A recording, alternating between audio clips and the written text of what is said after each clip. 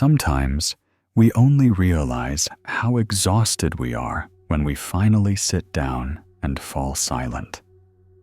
All day long, we carry hundreds of voices and thousands of thoughts colliding in our minds without even noticing. They speak of the past, of things left undone, of people who have walked away. And somewhere amidst all that noise, we forget how to truly listen to ourselves. But right now, you do not need to try to understand anything. You do not need to think any further. Just breathe and let each story drift by like the wind gliding over a still lake. Every mindfulness story you are about to hear is not meant to teach you anything. It is simply here to awaken the peace that has long been asleep within you. The mind does not need to be full. It only needs to be clear. When the mind is empty, there is space for light to enter. So let this voice guide you. If somewhere in the next few minutes you find a moment of stillness, keep it close with a small gesture by subscribing to the channel, so that each night, whenever you need a place to come home to these stories, can find their way back to you as gently as the first breath after a long day. Now, as every noise within the mind softens, you may begin to feel the silence between two breaths, a tiny space, but enough for you to touch the peace you have always been seeking. In that quiet moment, time seems to pause, and the world becomes more transparent. Everything appears to slow down, from the glow of the light in the corner of the room to the soft breeze slipping through the window.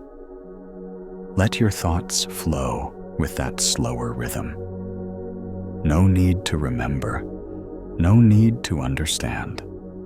Just listen, like you would listen to the sound of rain tapping the roof or leaves falling gently onto the porch. Because sometimes the thing that changes us is not something grand, but just a small story heard on a quiet night like this one. And now I invite you to step with me into the very first story, where everything begins with a single breath, a veil of mist, and a person learning to be silent in order to truly understand themselves. The story, The Mist Lighter, by the river.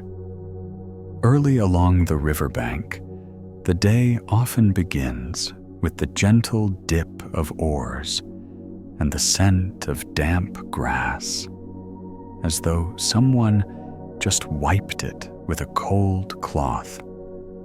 The water is so still, you could count the tiny ripples that break, then close again, like eyelids.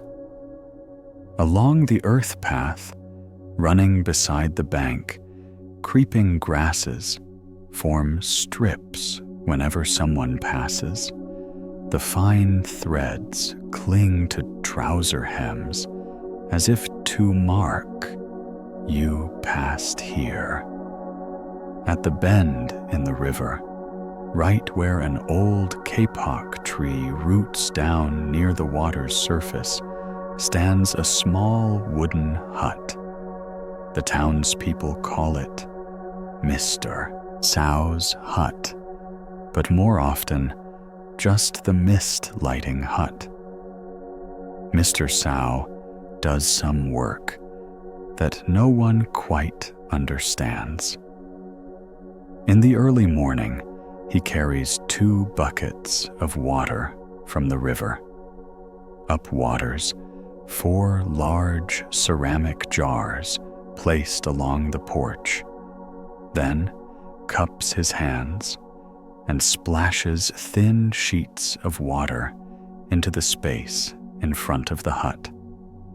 The water meets air, meets sunlight, becomes a soft haze, like smoke wrapping around the row of bamboo behind, sliding across the thatch roof, then dissolving onto the grass.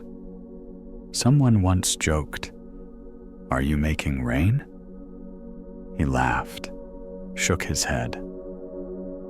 "I am only helping the mist remember how to return." People chuckled at his words and called him odd. Yet on some days, a few rowdy young men came to tease him, asking what good it could do.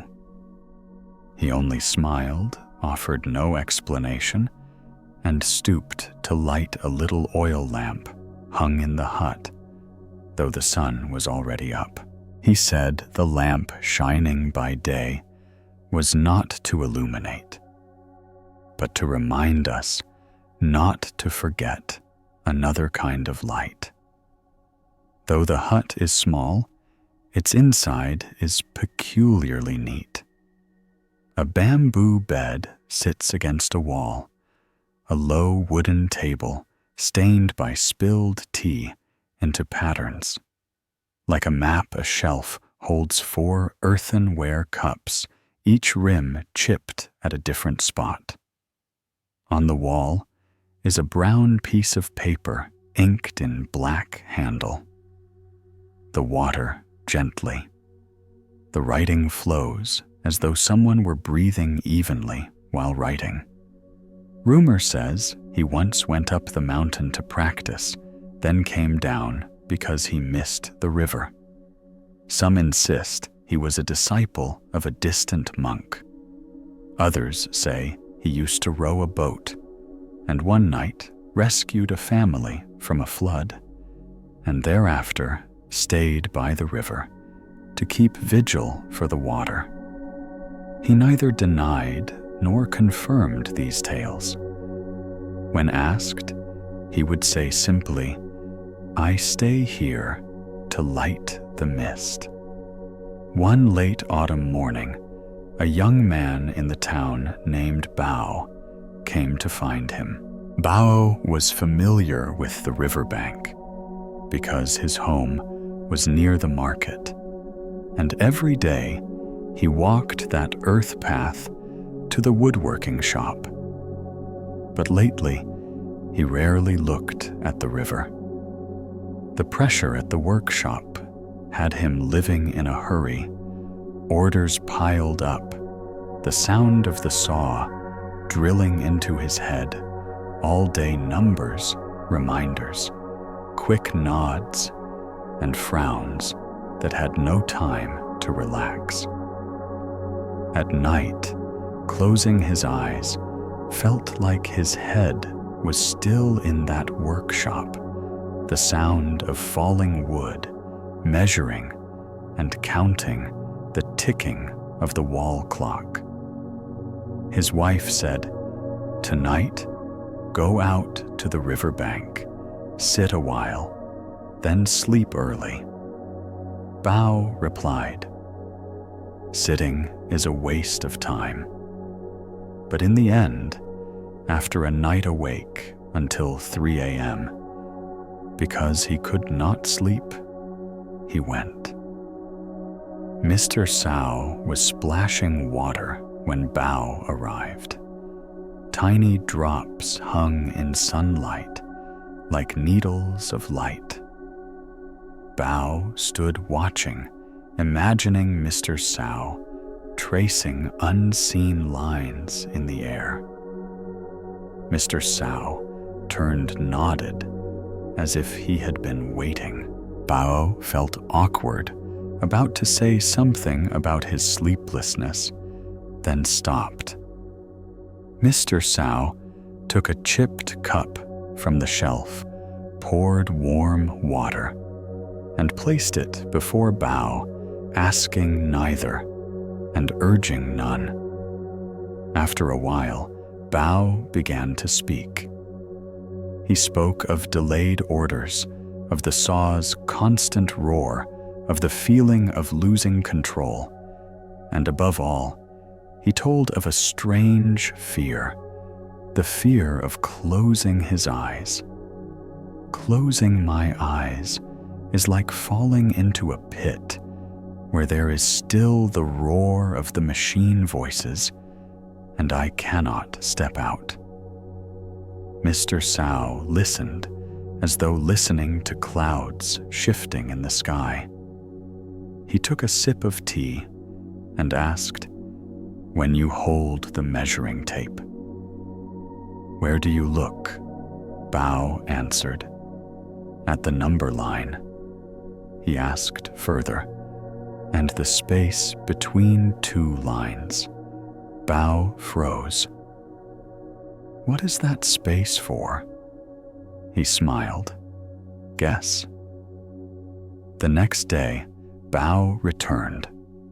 Mr. Cao gave him a bundle of fresh bamboo, taught him to shave. The slats told him to weave a small basket. Bao laughed. "A woodworker. I do not weave bamboo baskets," he replied. "Just weave. Do not make it fine. Just weave to learn how to listen to the spaces." Bao asked, "Which spaces?" He pointed at the basket. "A basket cannot hold anything if it has no spaces between the slats. Water flows through the holes, but it is precisely the holes that make the basket light." Bao wove his hands awkward, some slats loose, some tight. The sun climbed high, the scent of mist grew faint, the distant market noise dimmed. He did not correct Bao, only occasionally said, "Breathe now." By noon, Bao completed a crooked basket. He smiled awkwardly. He handed it to Mr. Cao, who inspected it and nodded. "Beautiful. Because it knows how to breathe." Bao did not understand, but noticed his chest felt suddenly looser. On the third day, he told Bao to take the basket down to the bank and scoop the river water. The water flowed through the basket and returned to the river. Bao repeated the motion until his arms ached. He grumbled, "We did not keep a single drop." He replied, "What for? We do this to remember that not everything flowing through us needs to be held onto." He finished speaking and splashed water again into the air. Bao watched the little drops fall and thought of every blunt word at the workshop, every customer's frown, every time he felt pushed. He suddenly asked, "What about work? What about responsibility? What if I let everything flow away?" He smiled. "Without the basket, your hand is heavy. With the basket, your hand is still heavy if you try to hold water with it. The basket teaches you to let go of what cannot be held so your hand is free to hold the measuring tape. Word of the basket and the water-splashing mornings spread to many. A sweet soup vendor, early in the morning, came by offering him a hot bowl, saying, "Lately, she slept better, because before going to market, she'd stop and watch the mist drops and felt her heart settle." A motorbike taxi driver passing the riverbank said just standing for a moment, watching the water, softened even the worst passengers' curses. A middle-aged man arrived, insisting that Mr. Sow was peddling absurd games. "I need method. Step 1 step, 2 step 3. I do not need wind and clouds." He invited the man to sit, slid a chipped cup toward him, smiled. "This cup is missing a piece and still holds water. Is there something in you missing that you do not see? You are still enough." The man fell silent. His eyes trail off to the river. Then he lifted the cup to drink quietly, nodding as though speaking to himself. One early winter evening, rain poured as though someone had opened the whole sky. The river rose muddy and strong. Children in the neighborhood huddled on the porch, watching water surround a few banana trees. Bao ran up, along with several people. They tied ropes to stakes, moored some small boats. Mr. Sow remained calm, carrying baskets from the low-lying homes into the porch. In the downpour, people saw him standing before the porch, shielding the oil lamp with a raincoat for the tree, keeping the flame. Someone said, "Why keep the lamp when it is so dark no one can see?" He answered, "To keep so you yourself can see." The rain ceased in the early morning. On the grassy riverbank, water left behind debris and mud. People came to clean. Mr. Sow cleaned the trash as though clearing heavy thoughts from the mind. He picked it up, looked it, clearly threw it away, wiped the ground clean to make space for the sun to enter. After that rain, Bao no longer suffered from frequent sleepless nights. But he continued to visit, not because he still needed help, but because he wanted to sit in silence, drink a cup of warm water, and see the dewdrop hanging on the edge of a leaf. One day, he playfully asked why Mr. Sow had written, "Handle the water gently on the wall." He responded slowly, "Because we tend to treat what we think is weak with force. We think water is weak, so we splash, we stir, we strike, we slap it. But water is soft and cannot hold a fixed shape. It moves through every form without becoming any form. To learn how not to get stuck, learn from water." Bao nodded, remembering the stories at the workshop. Everyone had their shape. Everyone wanted others to follow that shape.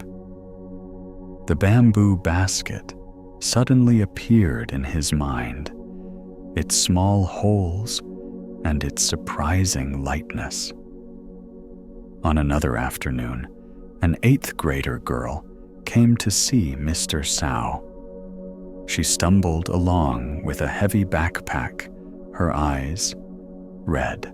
She said she was afraid of exams, afraid of grades, afraid her mother would be disappointed, afraid her friends would laugh.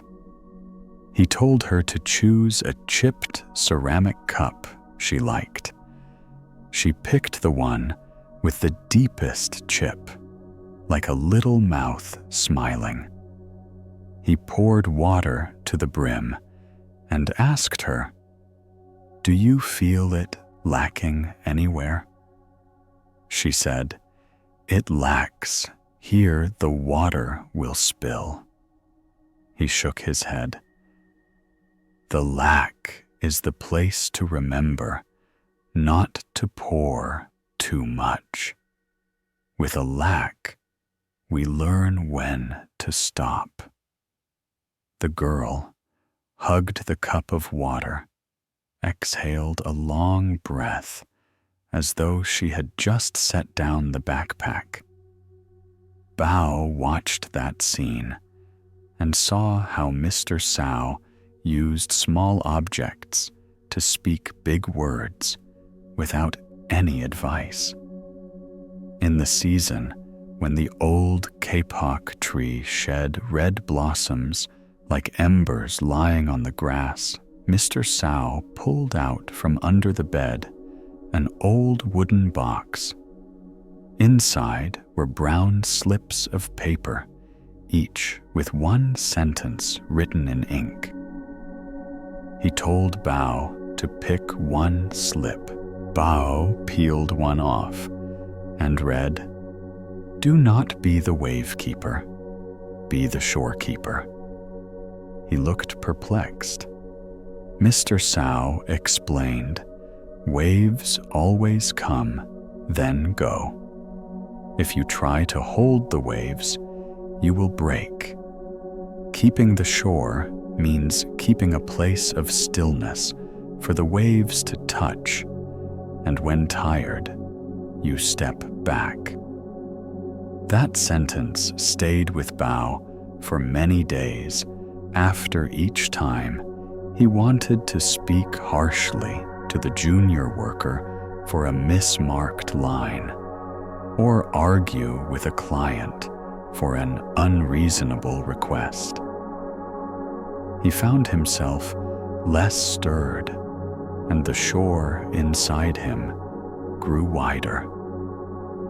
On another ordinary morning, when the sky was as clear as glass, Mr. Sow asked Bao and a few others to carry 4 jars closer to the river's edge. Bao worried. What if the water rises? Mr. Sow shook his head. Bring them a bit closer so the wind passes through the water, letting the scent of the river into the home. Bao asked, "For what?" He smiled. "To remember that our home is not sealed shut." They finished tying, stood watching the water. A small boat drifted by, and the man on it nodded a greeting, his eyes meeting theirs like 2 old friends. When the boat left, Mr. Sow said, "When a door is open, others will know. No need to hang a sign." In the evenings, occasionally, people came to the mist-lighting hut. They came not to learn anything, only to sit and know there was still a place in the town that did not need loud words. He placed the lamp on the porch, lit it very slowly, like someone writing a letter.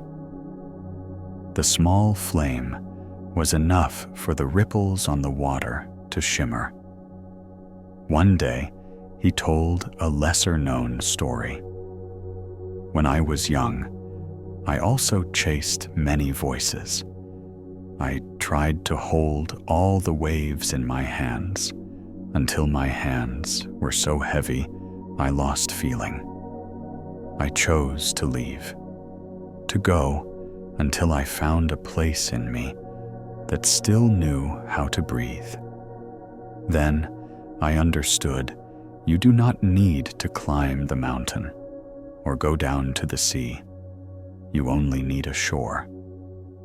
He did not say where that shore was, but every listener felt as though they had just touched it. At year end, the town held a small fair by the river. People set up lights, hung flags, arranged stalls. Everyone was busy, including Bao. He was tasked with making 10 wooden shelves, beautiful and sturdy. He finished 9 shelves. The last one had a faulty joint.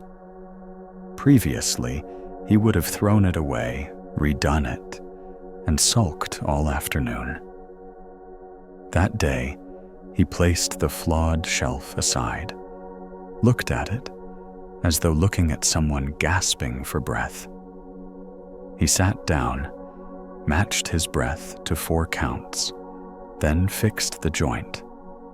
Not perfect, but it stood upright. On the opening night of the fair, a sudden wind blew. Some of the best shelves collapsed because they were heavy and could not breathe. The shelf with the previous fault still stood light, as someone who had learned to let go a little. People began to grow used to passing by the mist-lighting hut, as though passing an ancient well. Not everyone scooped water, but everyone who passed felt cooler. Someone came just to place a hand on the rim of the jar. Feel the coolness of the clay. Someone came to straighten a chipped cup that someone else had just used. Once, a stranger in a neat suit driving a car stood on the porch for a long time. Mr. Sao invited him in. The man said he worked as a manager in the city. Good job, good pay, but his eyes were always burning. Mr. Sao did not ask more, poured water, then gave him a bamboo basket.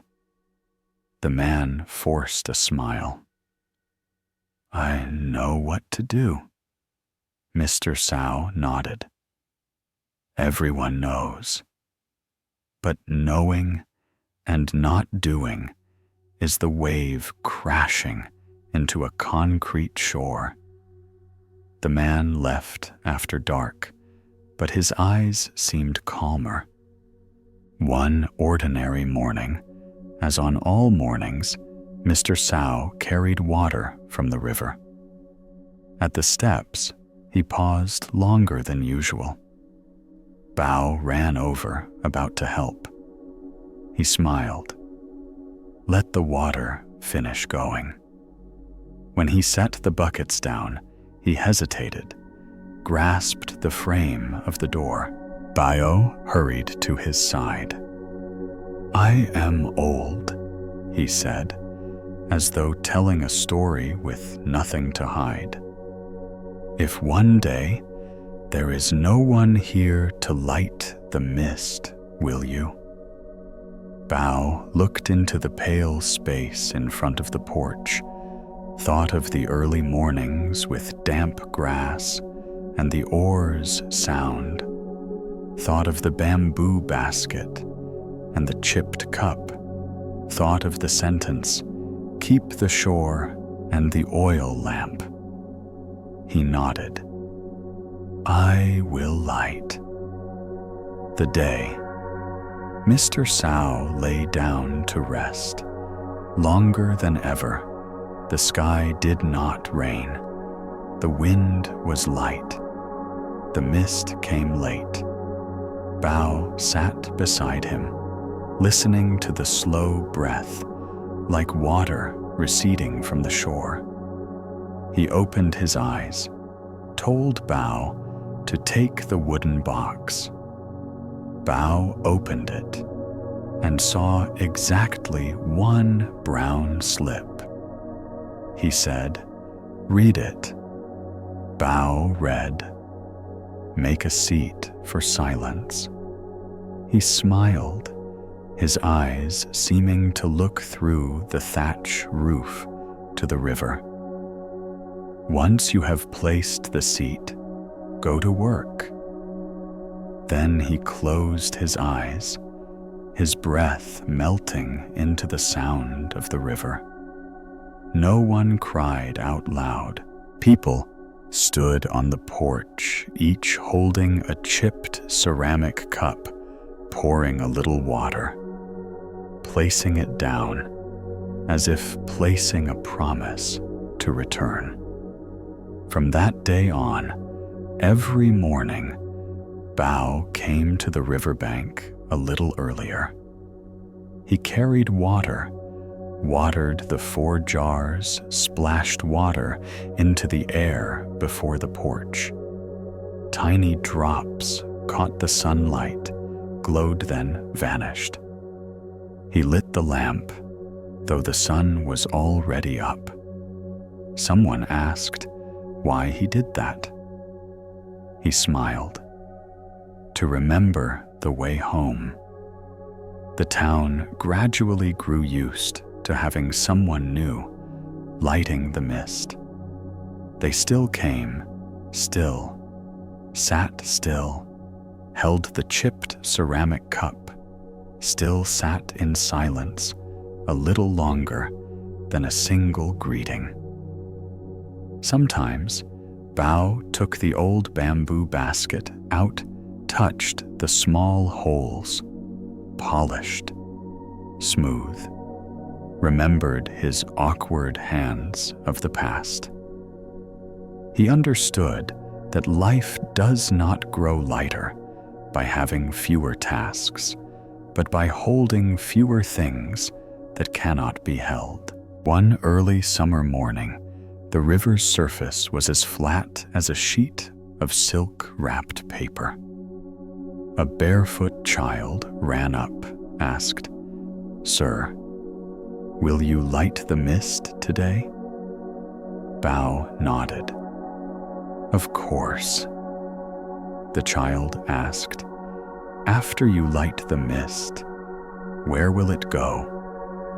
He thought a moment, suddenly remembered Mr. Sow's words. The mist does not go anywhere. It only changes the way we see it. He bent down, scooped up a handful of water, lightly tossed it into the air. The tiny drops flew up, then vanished. The child smiled, quietly, held his mother's hand.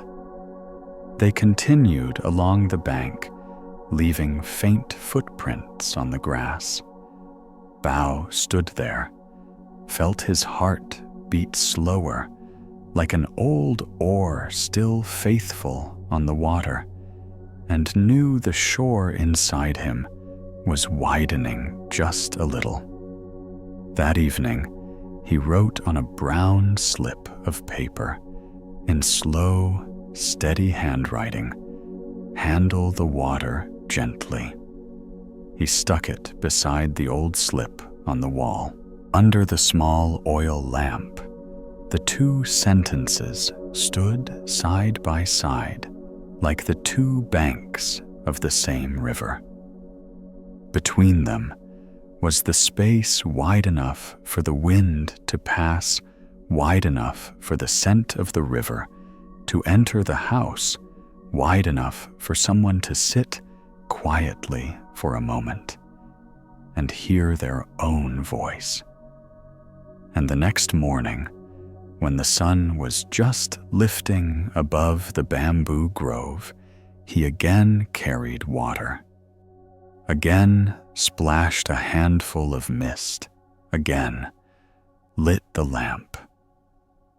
Not for someone else to see, but to know there is a place in this world and in himself that still holds a seat for silence.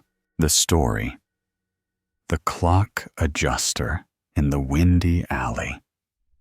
In a narrow alley so tight that two people walking opposite directions must tilt their shoulders to pass, there is a small room that keeps its door open. On the door hangs a faded wooden sign, hand-carved, the letters slanted, "Clock Adjustment." Inside, the scent of machine oil blends with old wood and a faint trace of tea. On the workbench lies a sheet of green felt, upon which are scattered tiny gears like specks of pollen, pinion wheels, threaded axles, little screws so minute they could hide in a strand of hair. The shop's owner is an elderly man, thin with silver hair and eyes bright like two slow floating needles. The neighborhood calls him Mr. Tuck. His morning begins by boiling a pot of water. When the water has just boiled, he pours it into a chipped enamel cup, not out of poverty, but as a habit to remember that what is lacking may sometimes be the place where one has enough space to breathe. He places the teacup at the edge of the table, takes from a drawer an old pocket watch, opens its back, brings his ear close to its tick. He closes his eyes and listens to the ticking as if raindrops were falling into the palm of his hand.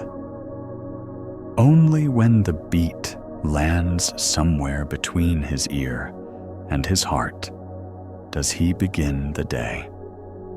Clients who come to Mr. Took are not only those whose clocks are broken. Some come because their watch runs too fast. They say their days keep slipping away like pebbles falling from a bucket.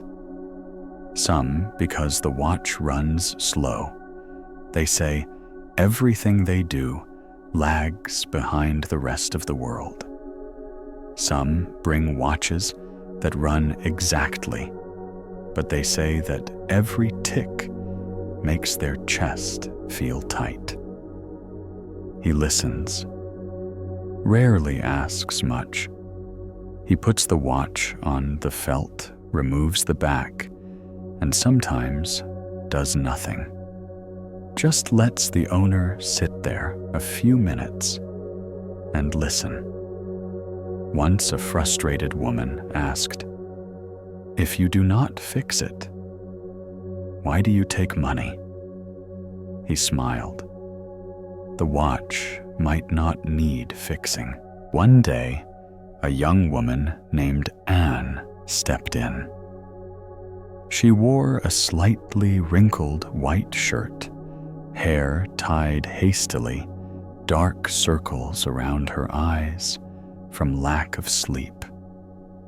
She placed on the table a round-faced wristwatch, the minute hand jerking the hour hand slanted, like someone too lazy to rise, the second hand moving steadily, but strangely. I need this watch to keep correct time. Anne spoke quickly, as though afraid time would overhear and argue back. I am making reports. I meet clients. I run projects. The pressure has all piled up. Lately, my watch seems to be mocking me. Mr. Took picked up the watch. Did not hurry to open it. He asked, "How many cups of water do you drink each day?" Anne looked surprised. "What does that have to do with it?" he replied. "Nothing much, just asking for fun." Then he opened the watch, back put on a loop, exhaled a breath like dust blown away. Outside, the wind winds through the alley like an old friend. The alley of wind is a strange wind path. Even on the hottest afternoons, a thin stream of air runs through. The neighborhood says that at the end of the alley is an open courtyard with an old well. The wind goes to drink water, then returns via this alley. Each time the wind blows, the sign, "Clock." Adjustment trembles softly.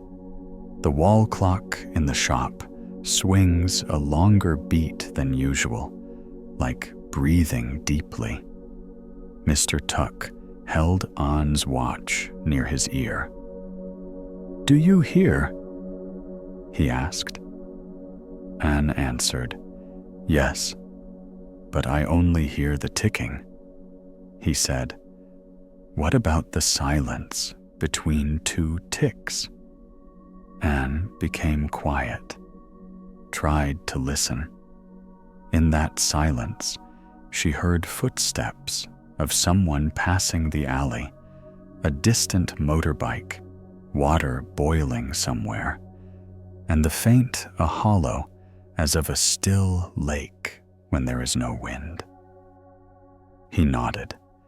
Every watch has the silence between two beats. If you forget the silence, no matter how fast the beat is, it becomes a chase. He removed a small gear, replaced a tired spring, applied a drop of oil. Finished, he handed the watch back to Anne and told her to sit another 5 minutes. No screen, no message replies. "Sit 5 minutes," he said, "so that the watch gets friendly with your hand." Anne came a second time the next week. She said the watch now keeps correct time, but she was still tired. Mr. Took asked, "Is it your eyes that are tired, or your hands?"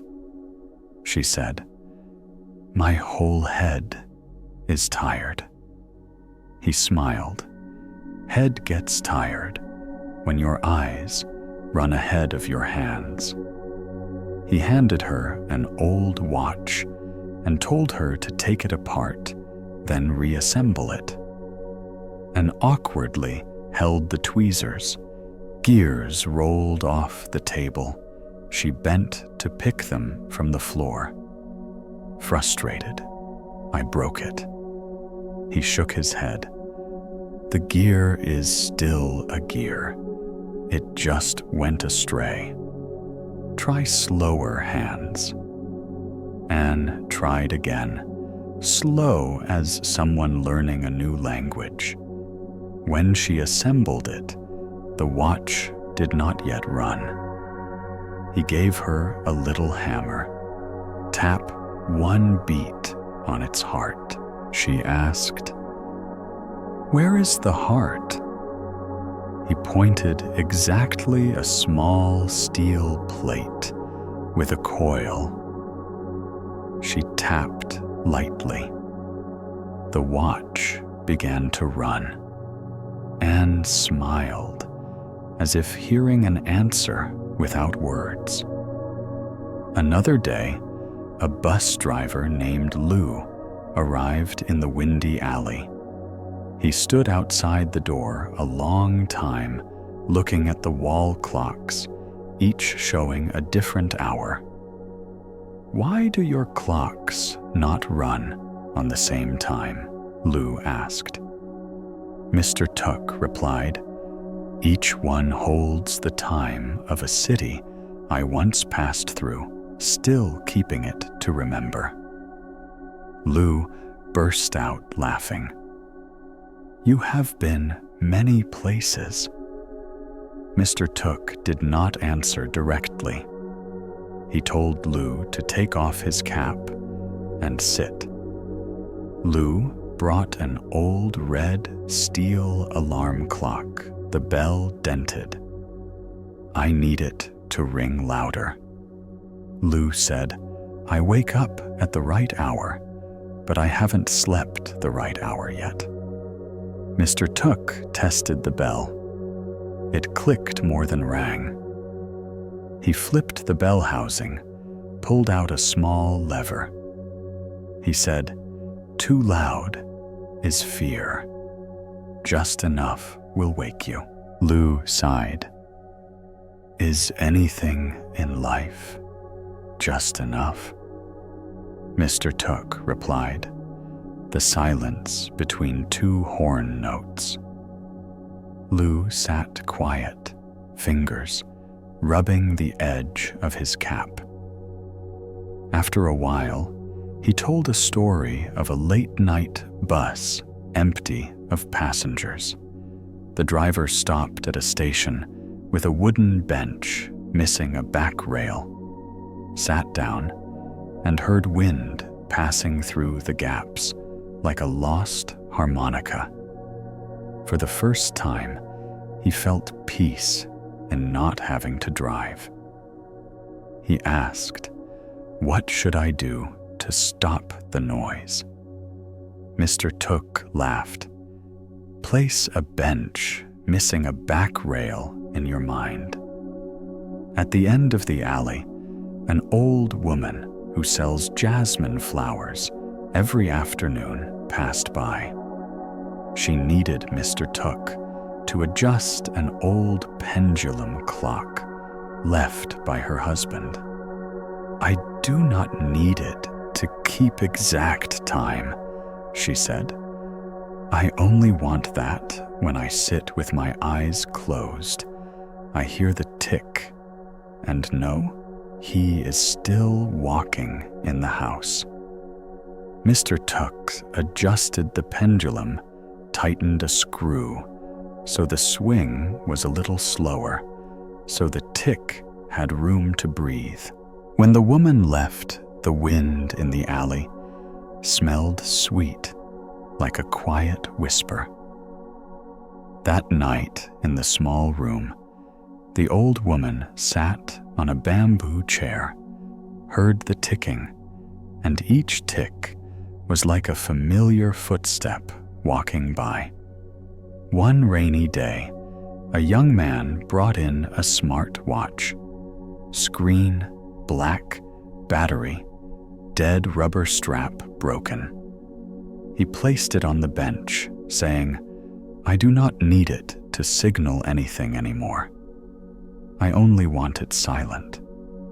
Mr. Tuck looked at the watch as one looks at a tired mechanical bird.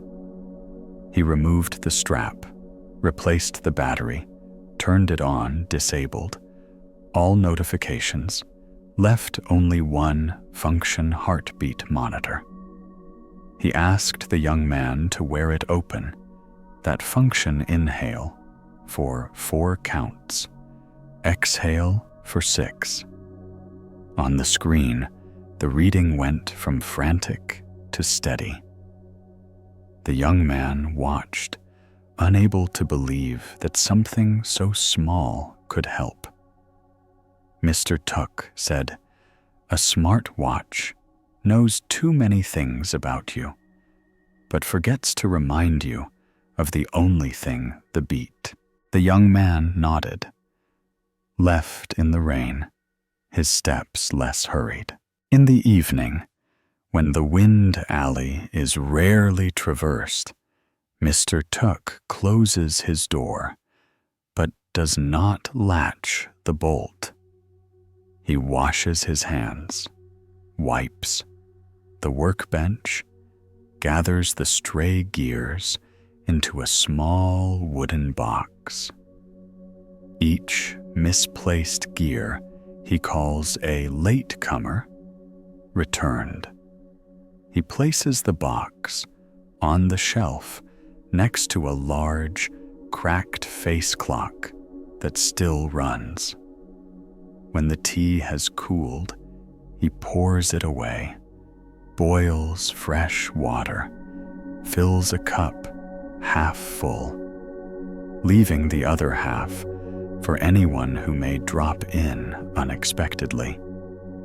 He sits on a rattan chair, his eyes following the second hand on the wall clock, tracing a patient circle. Each rotation is another moment. He observes a life, learning how to go and learning how to stop.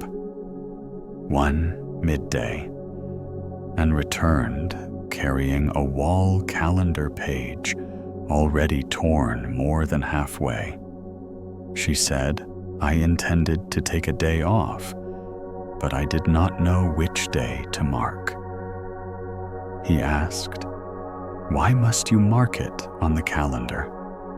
She answered, "If I do not write it down, I will not dare rest."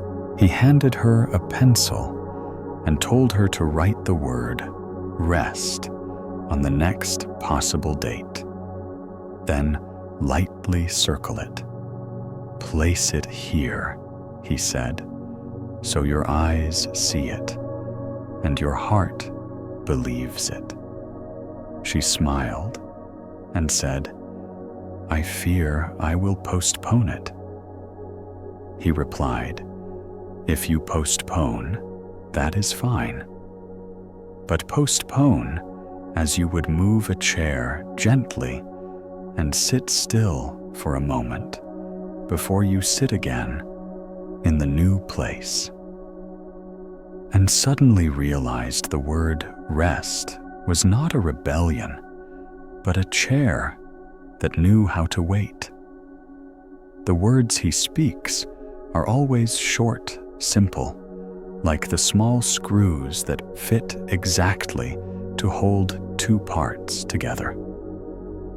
People say he once had a larger shop on a main street with many customers and high prices, but one day he closed it, took a wooden box, and walked on until he stopped at this wind alley.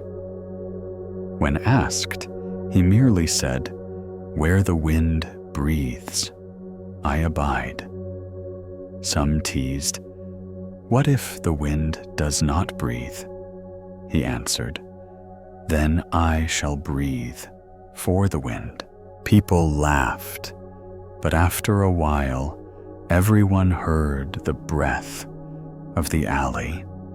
Then, one very quiet day, quiet, to the point where the ticking sounded like a stretched thread between two houses. Mr. Took opened his door earlier than usual and brought out a small potted plant to the porch edge. The plant was a clump of clock grass with slender leaves tipped with hairs like needles. He watered it, placed beside it a smooth stone, and paused as she walked by. "What plant is that?" He replied, "A plant to remember that there are things that also measure. Time only. They measure by light." And sat on a chair, watching the plant's shadow drift slowly on the cement floor. The shadow moved not because of any hand, but because the sun passed, the wind passed, the day passed. She felt her heart drift along, not to lose herself, but to lighten. Another day, a man brought a vintage mantel clock and spoke in haste. "Please, fix it urgently. I need it to gift." Mr. Tuck opened the clock, considered it. He said, "If you need it fixed immediately, I cannot guarantee. If you need it gifted to the right person, you may not need to fix it." The man frowned. Mr. Tuck continued, "Some gifts need to be running. Some gifts need to be still. Which are you gifting to that person?" The man was silent. After a moment, he closed the lid, carried the clock home, perhaps to decide himself whether his gift was the ticking or the silence. One rare evening, the alley lost power. The city was darker than usual, as if someone had thrown a blanket over the street lamps. Mr. Tuck placed a white candle in the middle of the table. The flame flickered in rhythm with the wind. The clocks kept ticking. An arrived sat quietly, without speaking. Lou passed by, removed his cap, stood in the door a while. The jasmine flower woman left a small basket at the door. A group of children ran by, giggling at their elongated shadows. In the candlelight, each face simplified into a single line, no crease, no corner. He told everyone to place their watches on the table. Wristwatch, pocket watch, alarm clock, smart watch, even a child's plastic seal-themed clock. He said, "Tonight, we set them all to 1 hour, the hour of hearing." Then he gently tapped the tabletop. All fell silent. And in that silence, each person heard something unique. Someone heard their younger self stop crying. Someone heard the footstep of someone no longer there. Someone heard their own chest passing through a long day, slowly returning. Early next morning, when the city lit up again, a small news passed through the alley. Mr. Toos would close his door for a few days. No one knew why. On the door, the wooden sign was turned to its backside, still the faded wood. But in the center, a small pencil-written line appeared. Out to recalibrate the sky. People smiled, saying he was joking again, but those familiar with him understood. Perhaps he went to a place with a larger clock, or simply needed a stretch of path to hear the rhythm of his own footsteps. Anne came, saw the door closed, and suddenly felt the wind alley, felt a little wider. She stood there, hand on the door handle, did not open. She closed her eyes, listened to the sound of the alley, the street vendor opening the rice porridge pot, the old woman's flip-flops, the distant train horn, the dry leaf sliding down the tin roof. She opened her eyes, looked at the wall beside the door. There were tiny scratches, as though someone had held the door right here for a long time. She took her phone, opened the note app, typed a line. In each day place, a chair missing a back rail. Then she put the phone away. No reminder set. She knew she remembered. A few days later, Mr. Took returned. On the table besides the usual tools, there was a new wooden box. When asked, he simply said, "This box keeps silence." People were curious, but he did not open it.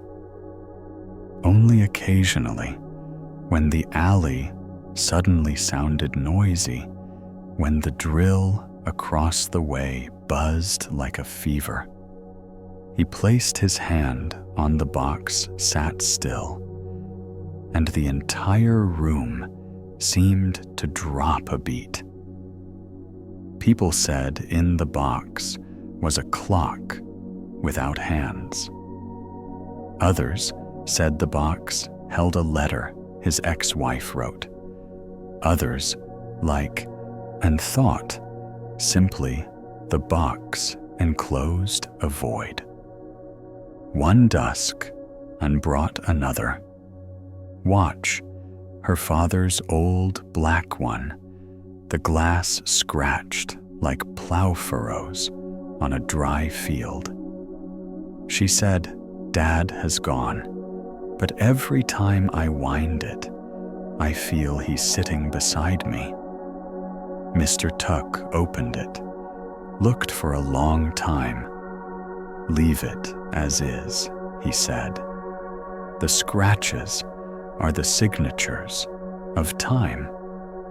Anne nodded, then asked, "Have you ever feared the time is up?" He smiled.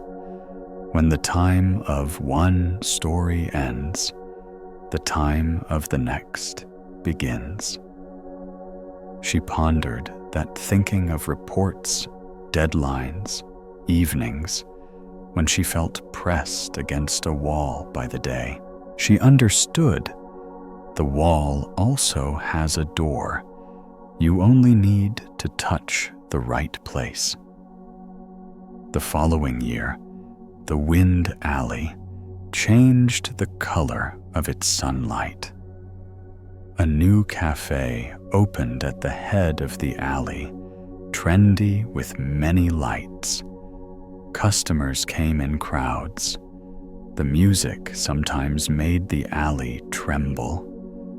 People were surprised to see Mr. Tuck still calm, still open, early, still pouring tea into the chipped cup. One evening, the cafe owner, a young man passionate about trends, brought a brand new wall clock, luminous numerals, sleek hands, full battery. "I want to hang it in the cafe," he said, "so customers see modernity." Mr. Tuck examined it, nodded. "It is beautiful." Then he asked, "Does your cafe want to keep customers longer or have them leave sooner?" The young man looked puzzled. "Of course, stay longer." Mr. Tuck took a pencil, drew a fine line on the inner edge of the clock face, silently made a mark. No one would notice. "This mark," he said, "is to remind that even a beautiful clock must breathe." The young man did not understand, but hung it. From that day, the cafe still drew many people, yet fewer glanced at the clock to hurry away. Some said the music volume was lower, Some said the coffee taste was better. And Mr. Took, whenever he passed by, just glanced once, as though greeting a distant relative. At the end of the season, the alley wind turned cold. Passers-by wrapped scarves around their necks. Mr. Took added a wool sweater, his hands still steady as he placed little screws into their grooves. One morning, Anne entered, put her vintage wristwatch on the table. "I want to fix it," she said, "not because it runs wrong, but because I want to hear again the silence between two ticks." Mr. Took brought the watch near her ear. "Listen," he said. She closed her eyes and listened. And in the silence between the two ticks, she heard herself breathing, heard the alley breathing, heard a day walking by without needing someone to push. When she opened her eyes, she smiled. "I guess this time there's nothing to fix." He nodded.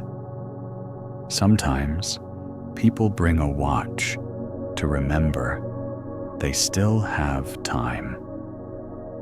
That night, Mr. Took sat alone far into the night. On the table was the box keeping silence. He opened it for the first time in many months. Inside, there was no clock, no letter, just a neatly folded handkerchief and a smooth, white, round stone. He placed the stone in the center of the table, the handkerchief beside it, lit a candle. He placed a long whisper on his lips, as though calling the name of a road. Then he extinguished the candle, closed the box, shelved it. The next day, the door would open again. Tea would be poured. People would come. But tonight, in the silence between two ticks, he knew he had adjusted something outside the world. Not time, not wind, but the way he sat amidst the passing things. And the wind alley still passed as one of the city's rhythms. People who once entered the clock adjustment door still returned occasionally, some bringing a child, some bringing a story old and new. They placed their watch on the table sometimes to repair, sometimes just to listen. They knew there was always a place that kept a seat open for silence. And if one day the ticking suddenly grows too loud, they will drop by, take a sip of tea, watch a second hand slip through a minute, then leave with a chair, missing a back rail placed in their mind. So when life wants to crowd in too much, the wind still has a way out.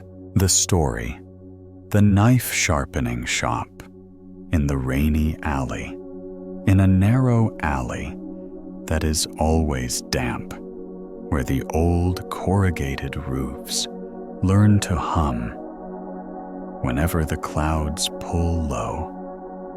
There is a small shop with a faded wooden sign, knife sharpening shop. Anyone passing by needs only hear the sound of metal meeting the whetstone to know the door is open.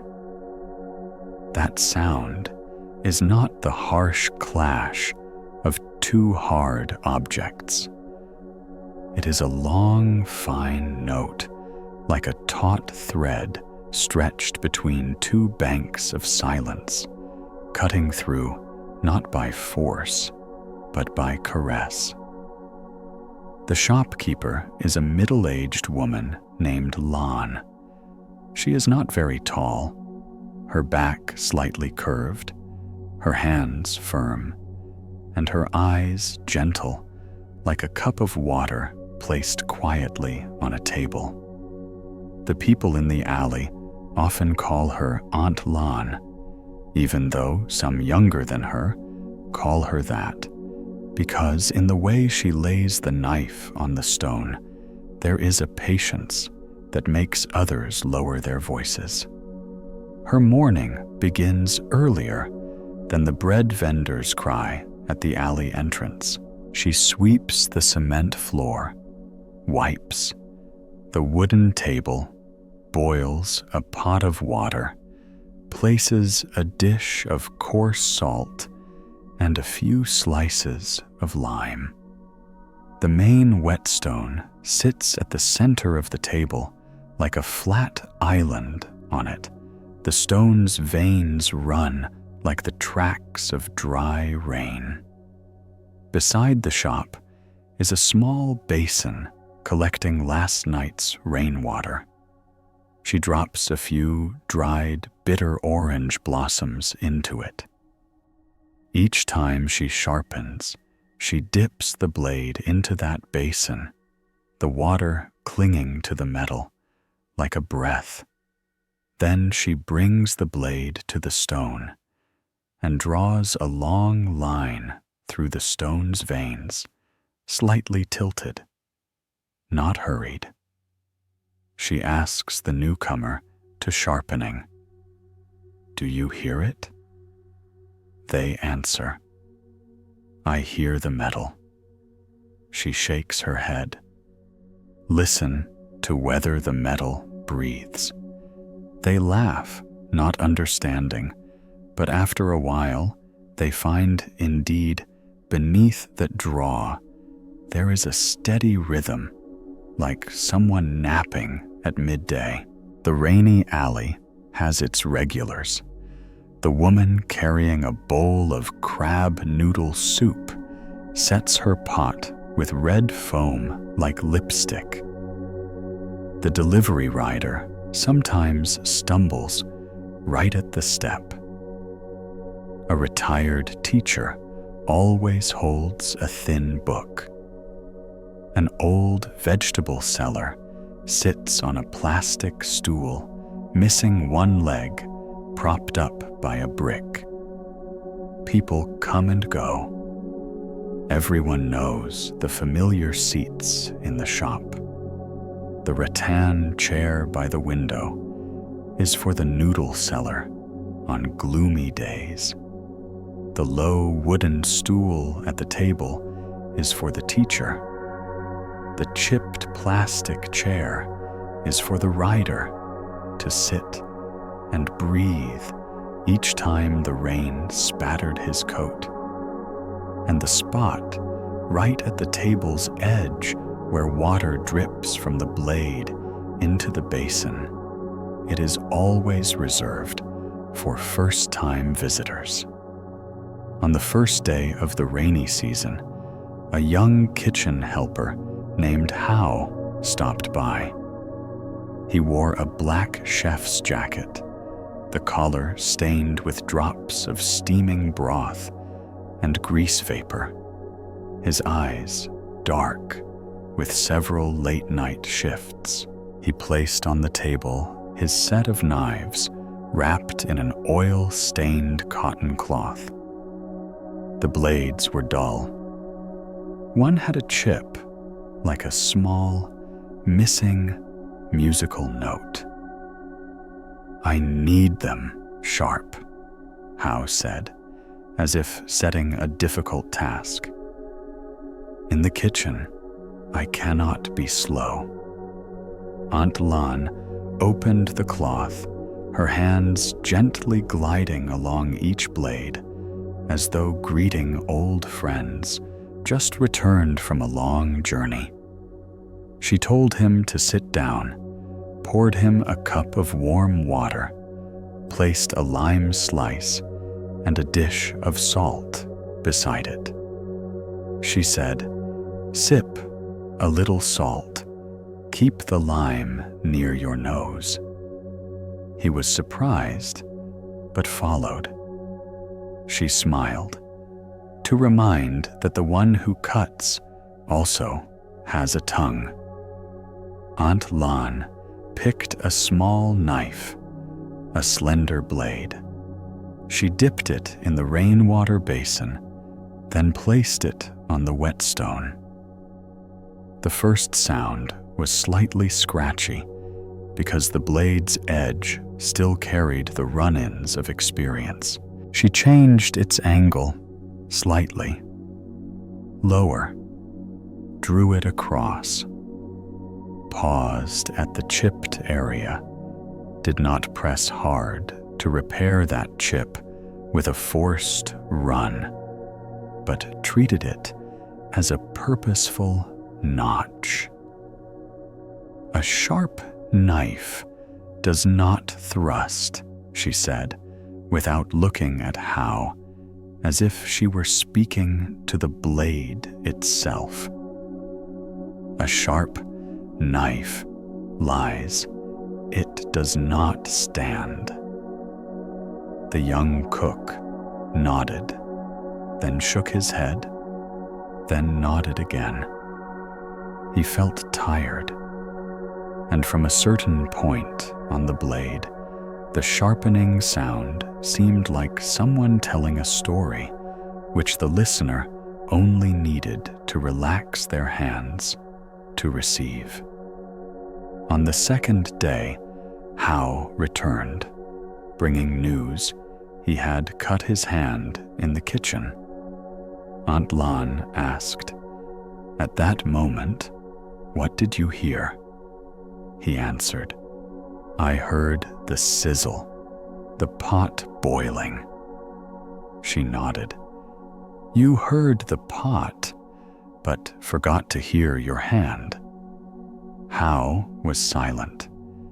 She asked further, "Do you know the feeling when a sharp knife passes through a tomato?" He burst out laughing. "Soft." She smiled. "Soft is also a kind of sharp." She handed him a small, finished knife and told him to take a tomato outside the shop's door and cut through. He did. The blade passed through the skin as though passing through a question already answered. Tomato juice dripped a single drop, settled on the cement floor, broke into a pale pink streak. How suddenly felt light, like singing a sad song quietly, without needing loudness. Aunt Lan said sharpness is for a gentle touch, not for haste. In the shop, besides the large whetstone, there were thin stones used to polish the sole of the blades. Aunt Lan named each stone by a word, not a word on paper, but a word she called out when the stone touched her hand. The hard one she called pillow. The soft one she called cloud. The one with thick veins, frost salt. Some customers asked why those names. She smiled. To remind my hand what to walk with. She disliked explaining further, because the more one said, the more the listener thought there was a secret. She knew the only real secret was to count. Without numbers, count breaths. Count the smell of wet metal. Count the times the hand instinctively wants to press hard, then instinctively releases. The retired teacher brought an old rusty pair of scissors he once used to cut poster paper when teaching. Now he occasionally cut a stalk of scallion, and it snagged. He said, "There are questions that students asked. I answered at once. There were questions that hovered. I told them later.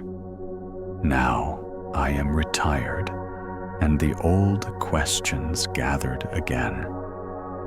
Aunt Lan sharpened the scissors, not hurried each time, switching sides. She wiped the turbid foam from the blade. She asked, "Do you still keep your old test papers?" He smiled. "I kept nothing but the words." She said, "Words themselves do not rust. Only your hand rusts." The teacher was quiet, listening to the scissors regain their rhythm. Then he laughed. "Then I will sharpen my hand." She nodded. Sharpen the hand before the tool. The old vegetable seller sat on the veranda, placed a small chopping knife on the table. Her knife was still good, only a salt in her way of saying, meaning the blade had tiny places like grains of salt that interrupted its rhythm. Aunt Lan asked, "These days, can you still read the weights on the scale?" The old lady smiled. "I trust the scale more than my eyes." Aunt Lan sharpened this time, her fingers catching the drip of water from the knife's tip into the basin. Her middle finger glided along the blade's edge to listen to the first hint of sweet. The old lady looked at Aunt Lan's hand and felt as though she watched a gentle stream. When Aunt Lan returned the knife, the lady did not test its cut. She just wrapped it again, thanked her, and said, "A knife is like an old person. Sharpen it a little. Do not sharpen through its whole life." Aunt Lan nodded and sensed that sentence carried something like a gentle reminder for herself. The rain grew heavier in the following days.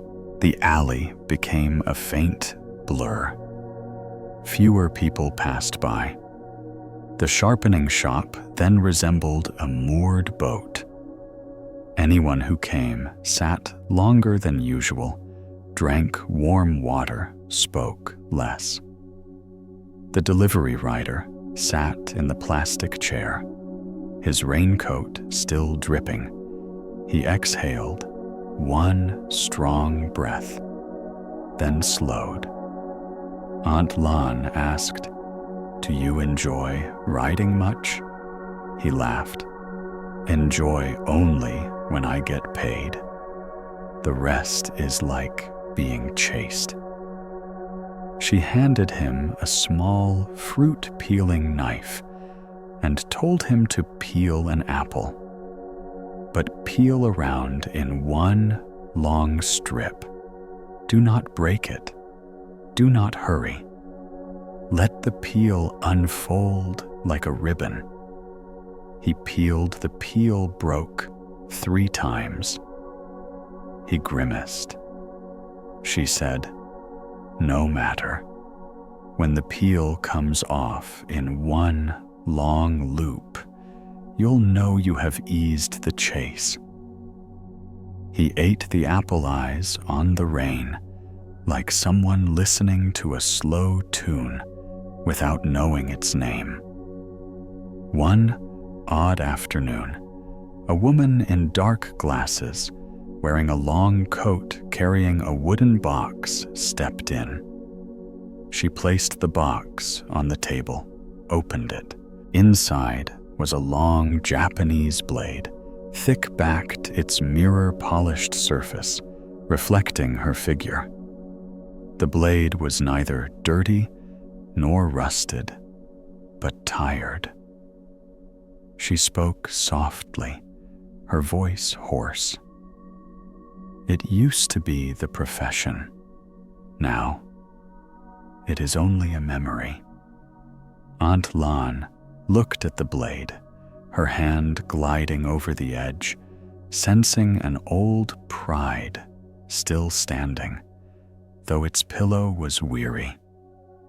She did not ask what she once did. She placed the blade on the stone, did not press hard, only allowed it to rest a moment, as though an animal sleeping on cool ground. She spoke quietly, not clear whether to the blade or to its owner. When you want to speak, then draw the line. After a moment, she drew. The sound rang like a cord stretching from past to now, pulled clear of the mud. The woman removed her glasses, wiped unconsciously. She said, "I used to bake cakes. This blade cut mousse. I cut into soft things, but my hand had to be softer. Then, one day, I no longer heard the cake, only the count of money and the clock. I stopped." Aunt Lan nodded, said nothing more. The rain outside the alley seemed to understand falling more thinly. The blade, after sharpening, lay bright, but not glaring, like someone who has just finished crying and now sees far. One rare midday of sunshine, a 10-year-old boy ran into the shop, clutching a kite with a torn sail.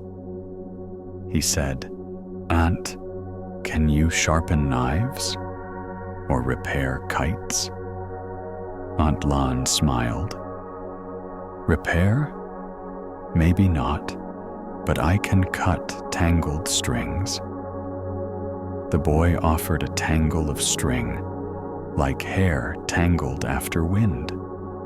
She took her scissors, cut at the stress points, leaving strands that could be retied.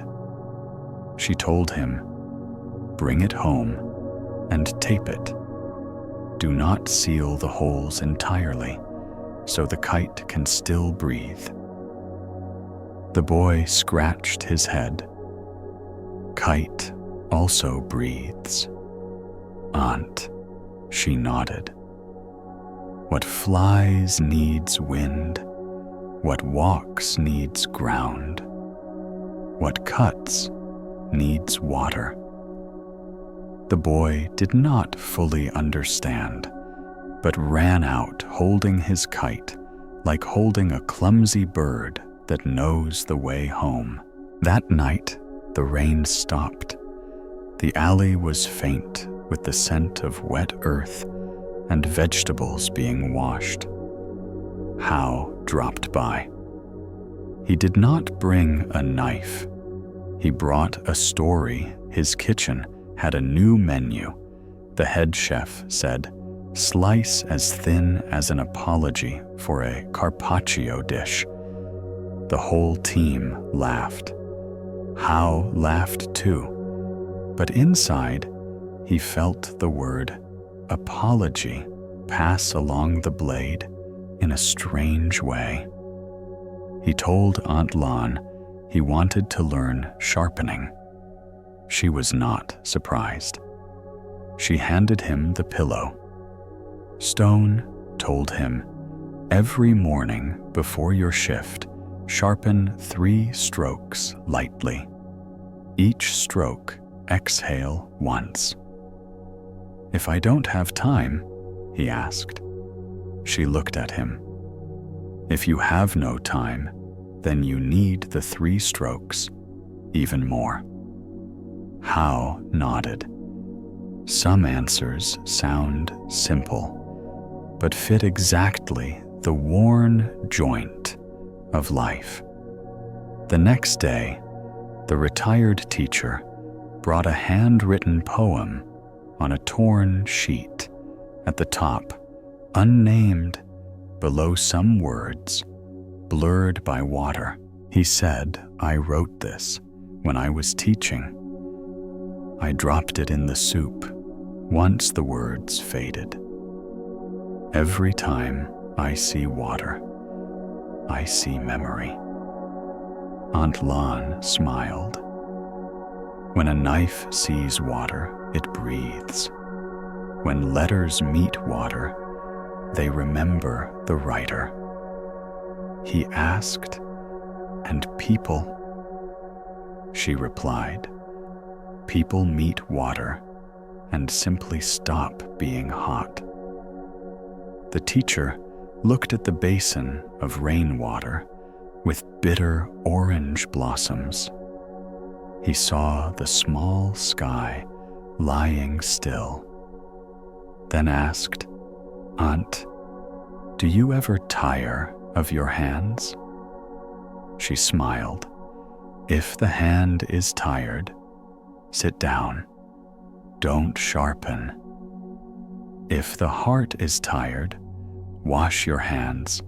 Don't sit." The teacher nodded a sufficient note to slip into a shirt pocket without weighing it down. One morning, a strong-built man brought a large knife, the point slightly bent.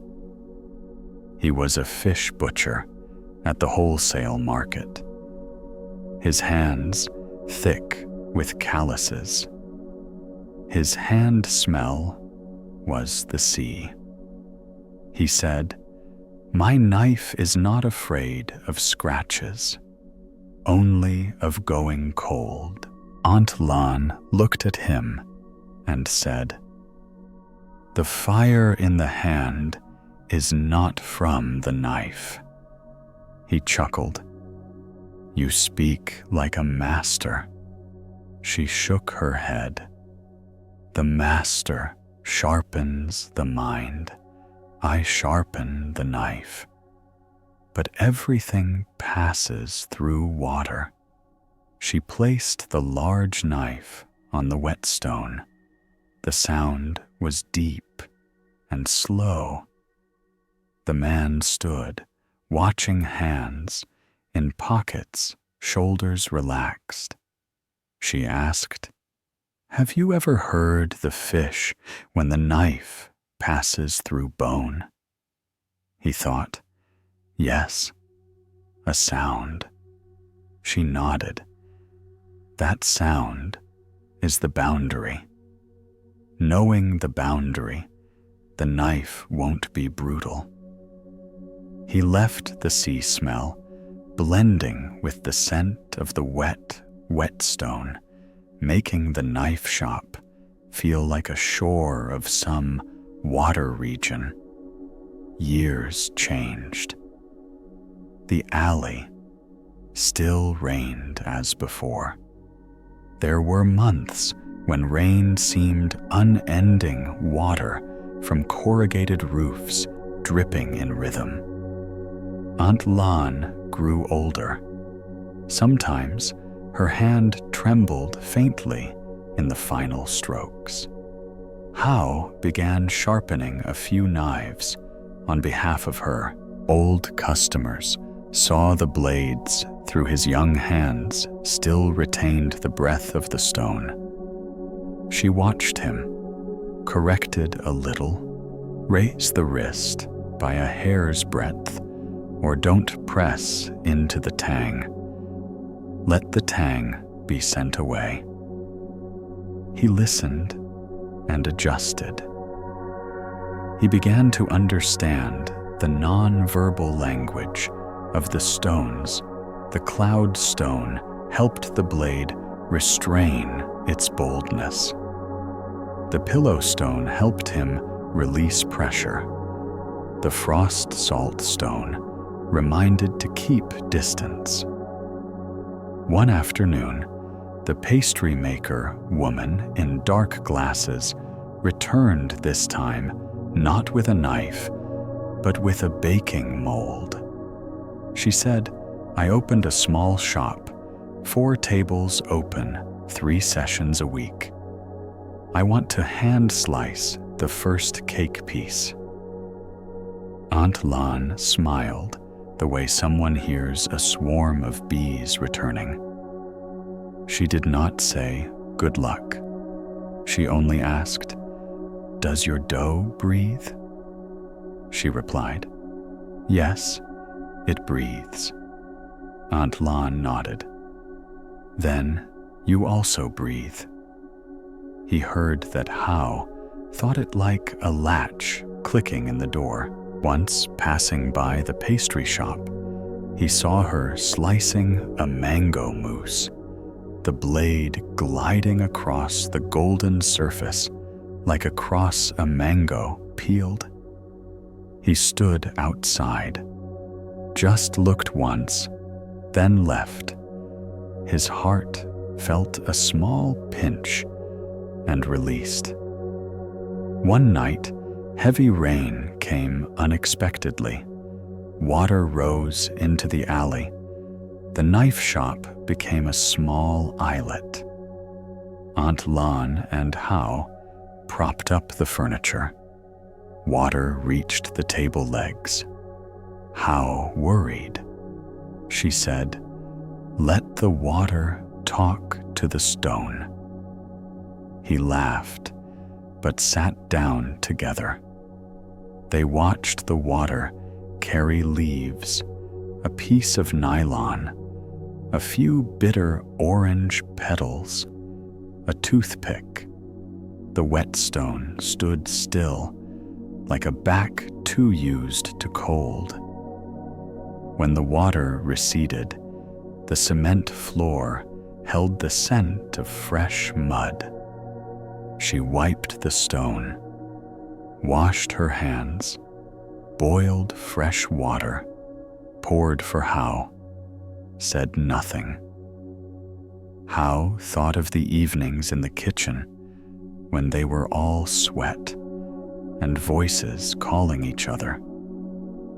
He felt the recent rain had sharpened a passage of fear inside him smooth. A few months later, Aunt Lan began to close the shop earlier. Some days, she hung a small sign out to collect rainwater. People laughed, saying rainwater was falling anyway. But those who knew her understood some kinds of rainwater fall only at a certain place into a certain basin at a certain moment. She spoke less, only looked carefully at customers as if she was sharpening her gaze. One afternoon, she told Hao, "If one day I don't come to open you open, the whetstone does not need a name." Hao wanted to protest, but when he looked into her eyes, he saw a calm that made him stop. And indeed, one day, like that, came. That morning, the rain was light, the alley gray, but the shop was closed. Passers-by looked at the wooden sign, "Knife Sharpening Shop," and felt one note missing. Hao ran in, opened the door with the key. She left propped. Stools boiled water, cleaned the stone. Customers came, looked at him, and asked, "Where is Aunt?" He stammered, "She went to collect rainwater." They nodded and sat. Each placed their knife on the table, a little more softly. How sharpened. He did not say the usual phrases Aunt Lan said, for fear of saying them wrong, of thinning them. He only made the 3 strokes, dipped. Water changed angle, listened. Some said their knives sweet. Some said stinging. Just right. Some silent. At the day's end, he closed the shop, sat by the stone, looked at the rainwater basin, and thought, rainwater really goes nowhere. It only changes place. Aunt Lan returned on the 3rd day. She walked slowly, but eyes bright. She looked at the table. The basin, the stone's cloud, pillow, frost, salt, and smiled. The whetstone still remembers. How poured her a cup of water, as she had done for him many times. She sat down, placed her hand on the table, palm on the wood. She slowly said, "Every knife that comes here carries its own story. After sharpening, the story remains. Only an extra breath appears. People take their knives home and cut into what needs cutting, sometimes even into what does not need cutting. That's okay, so long as they remember to dip the knife in water first." How nodded, feeling his chest lighten one beat. One day, the retired teacher brought news he was moving back to his hometown with his daughter. He placed the old scissors on the table and handed a slim book to Hao. For you, not to read in full, but to know where you can stop. Aunt Lan sharpened the scissors as if sharpening a smile. The teacher looked around the shop one last time, placed his hand on the pillow stone like touching a gentle creature.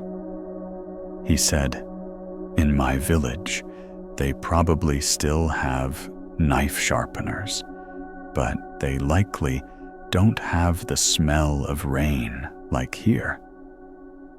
Aunt Lan smiled. "Rain is damp everywhere. Only the scent differs." He nodded, knowing he would remember the scent here for a long time. The rainy alley still rains. Each season, the rain's scent changes a little. Sometimes it carries the smell of jasmine blossoms, sometimes rice flour, sometimes the smoke of a neighbor's porridge. The knife shop still opens, sometimes early, sometimes midday, some days closed for collecting rainwater. New visitors sit at the edge. Table regulars choose their familiar chair. Each time a blade meets the stone, a segment of life is drawn across a flat plane, softened a little. The noodle seller laughs happily on sunny days. The runner less often stumbles on the step. The pastry maker slices as thin as an apology, and the piece doesn't weep.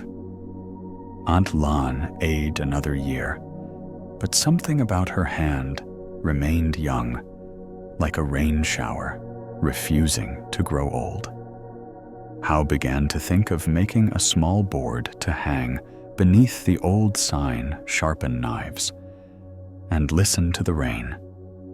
He mentioned the idea to her. She smiled, shook her head. "No need to write. Whoever comes here will know on their own. He was quiet, listened to the rain trickle on the roof. He subconsciously placed his hand on the stone's surface, felt coolness, felt the water had seeped into the stone like a story that did not need telling. Sometimes you walk past that alley on any given day, rain or shine, you'll see the door of the knife shop open, the sound of stone and blade speaking as old friends. Step inside. You will be offered a cup of warm water. You will hear someone ask a question, no longer needing a long answer. You place your knife, or the things you must cut, the parts of life you wish to trim. The feelings you fear will remain jagged onto the table. You'll see the woman named Lan, or the young man named Hao. Dip it in water. Bring it to the stone, draw one slow line. You'll hear metal, not harsh, just bright. And when the knife returns to your hand, it is not harsher, but gentler. You take it away. Walk through the rain, knowing you have just learned a very small move. Dip in water before touching something important. Then you like the blades that have lain on the stone, know how to lie down in the middle of a day that is too sharp. There are afternoons when the rain ends, the alley fades into a streak of light. Aunt Lan brings the rainwater basin out to the porch, collects the final drops. Hao stands inside the shop, wipes the table. No one says anything. The alley, sound when not raining, is like a piece of music missing its specificity. Far away, a train horn. Nearer, a glass bottle rolling. Even nearer, the drip of water. In that interval, there is a kind of stillness that asks nothing of you. Just be present, like a blade lying still on the stone, ready for the next path through carrot, through ginger, through onion, through things both hard and fragrant. In that moment, you understand why the knife-sharpening shop in the rainy alley never grows noisy. Here, the sharpest thing is not the blade, but gentleness. And if you sit a little longer, you will hear something that those who come here 3 times always hear. Your own voice slows, settles, and becomes smooth enough to pass through a day without cutting anyone. The story. The letter writer on the stone. In the afternoon, up on that high plateau, there is always a distinct scent, the smell of warm stone, dry grass, and the wind that has just passed through the pine forest and paused on the rock slabs. At the foot of a slope, there is a narrow dirt road flanked by thick moss, and in the middle of the road stands a small house built of large stone blocks roofed with gray tiles, its outer walls covered in green moss like an old coat. The locals call it the letter house, because in that house lives an old man who spends his days writing letters, but sending none of them. His name is Feng. No one knows his family name. No relatives, no children. No one mentions any. All people know is that he has lived here for more than 20 years, writing letters each morning and each afternoon, rain or shine. On his old wooden table, there is a stack of parchment, a few feather pens, a basin of rainwater to rinse his pens, and crucially, a flat stone slab placed right in the center of the table, the surface on which he writes. Every morning, he boils water, brews, light tea washes his hands with the stream water, then begins writing. He is not writing letters to someone far away, nor letters of request or thanks. He writes letters to those who are no more. Some say he writes to a wife long gone. Others say he writes to pupils of long ago. And some say he writes to himself, to the parts of his life he lost. The ink he uses is not standard ink plum, but strong tea mixed with charcoal from bamboo. That ink, when dry, turns a dark brown, like rich earth, and after a few months, it fades. He once told a visiting stranger, "I do not need the words to endure. I only need my hand to keep moving." Each letter he finishes is folded and placed under a small stone beside the porch. On days when the wind is strong, the papers fly away, and he lets them be. He says, the wind knows who needs to read. One summer day, a young woman named Vi arrived. She had lost her way. Coming up from town, the sky abruptly turned, and she took shelter under his porch roof. She saw him writing, stood quietly watching. His handwriting was slow and steady, slanted, as if someone bowing in conversation. When he looked up, she asked, "Who are you writing to?" He smiled. To those who no longer wait for mail. She remained silent, sat down, listened to the rain hitting the tile roof, one drop after another, like full stops at the end of sentences.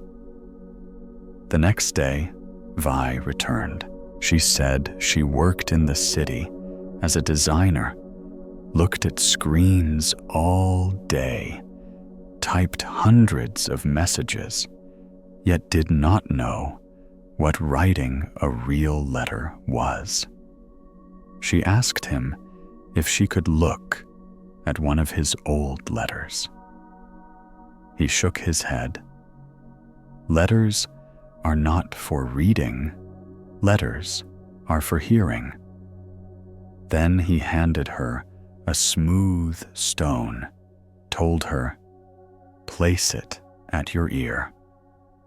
She did so and felt coolness. He added, "Listen. Stones know more than people think."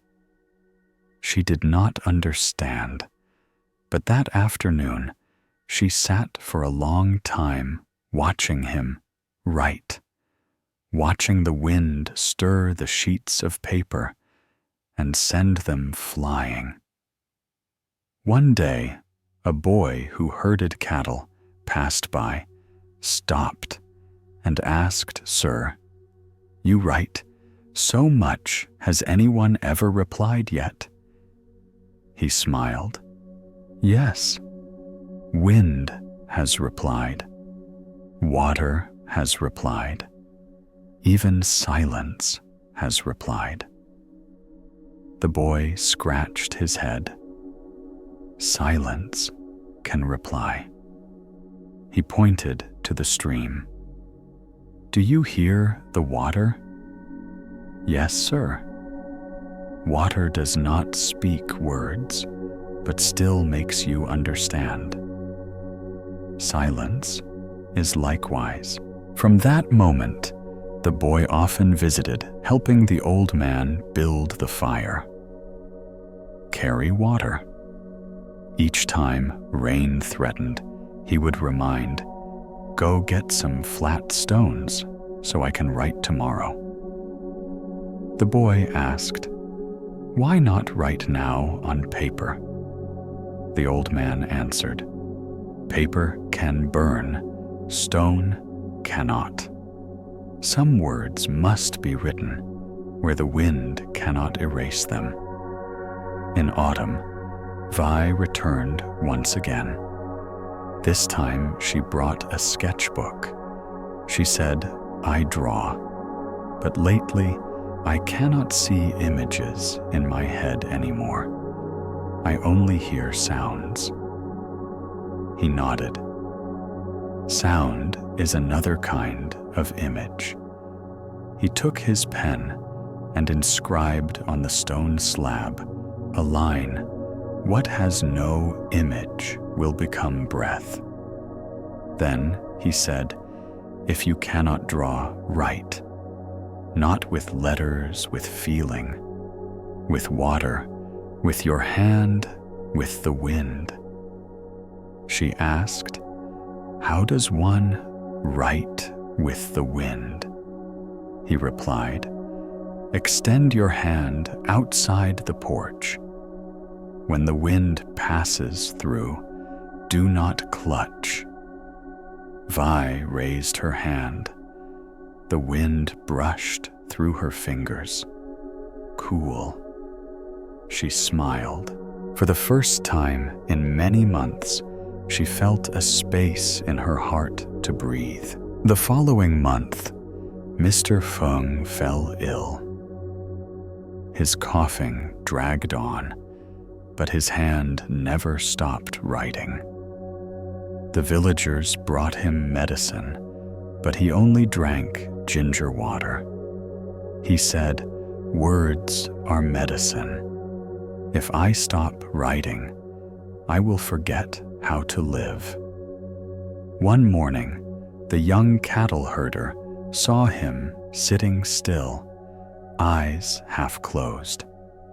In front of him was a damp stone slab, and on it only one short line was written. "When there is no one left to read, the words will find their own way home." On the day he passed away, it did not rain, but the clouds hung very low. The wind circled around the house like someone looking for someone. Under the porch, hundreds of stones lay in rows, each one marked with faint lines, clear lines, half-faded lines. No one could count how many letters there were. Vi returned from the city carrying a bouquet of wild reed flowers. She did not cry. She took from her pocket the stone he had once given her, placed it on the table, and whispered, "I heard it." Years later, the house still stands. Whenever it rains, water spills from the roof into a stream that runs across the porch, flowing over the stones with their old writings. The stream tints the letters to the color of soil and carries them down to the river. People say that during the rainy season, the stream at the mountain's foot sometimes turns a gentle brown that is the ink from the old letters.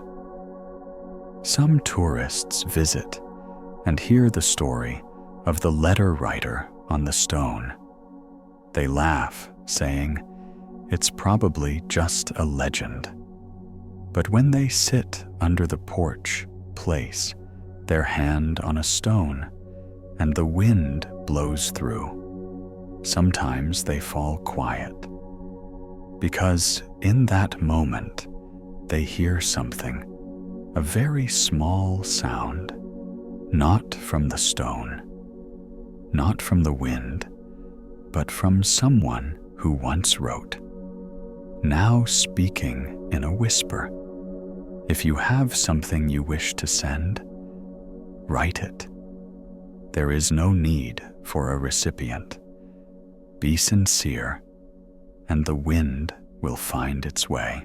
The story, the workshop that repairs, noise at the end of the street, at the end of a sloping street where the pavement cracks into veins like dry leaves. There is a small workshop with a handwritten wooden sign. Workshop for repairing noise. The sign hangs by an old rope. Every time the wind slips through the letters, wobble just enough for their shadows to ripple like a sheet of water. The door is always half open, not to show off anything, but so that sound may exit as easily as it enters. Inside the walls are whitewashed the ceiling, low. The smells of wood, fresh paint, rough cloth, and metal just rubbed against metal fill the air. On a long table, neatly laid out, are tools, both named and unnamed, a rubber mallet, screwdrivers, a stethoscope-looking tube, fishing line, felt patches, a rubber sheet, copper tubing, small glass fragments, rolls of cloth tape, and a strange machine like a record turntable. But with no speaker, just a glossy black surface where one could lay a hand and listen. The shop's owner is a man in his early 50s, lean salt and pepper hair, eyes deep but not sharp. People call him Mr. Kai. No one knows what he did before, only vague rumors that he lived in a city that was louder, brighter, faster. Then one day, packed a suitcase, left, came to this sloping street, and lifted the wooden sign as his introduction to the world. I mend what few realize they need, but everyone has.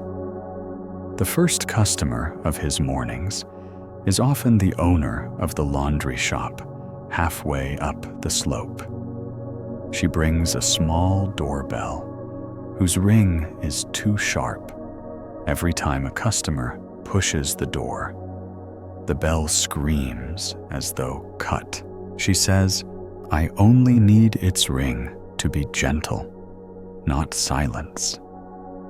Mr. Kai nods, places the bell in his palm, brings it to his ear, as if listening to a child's heartbeat.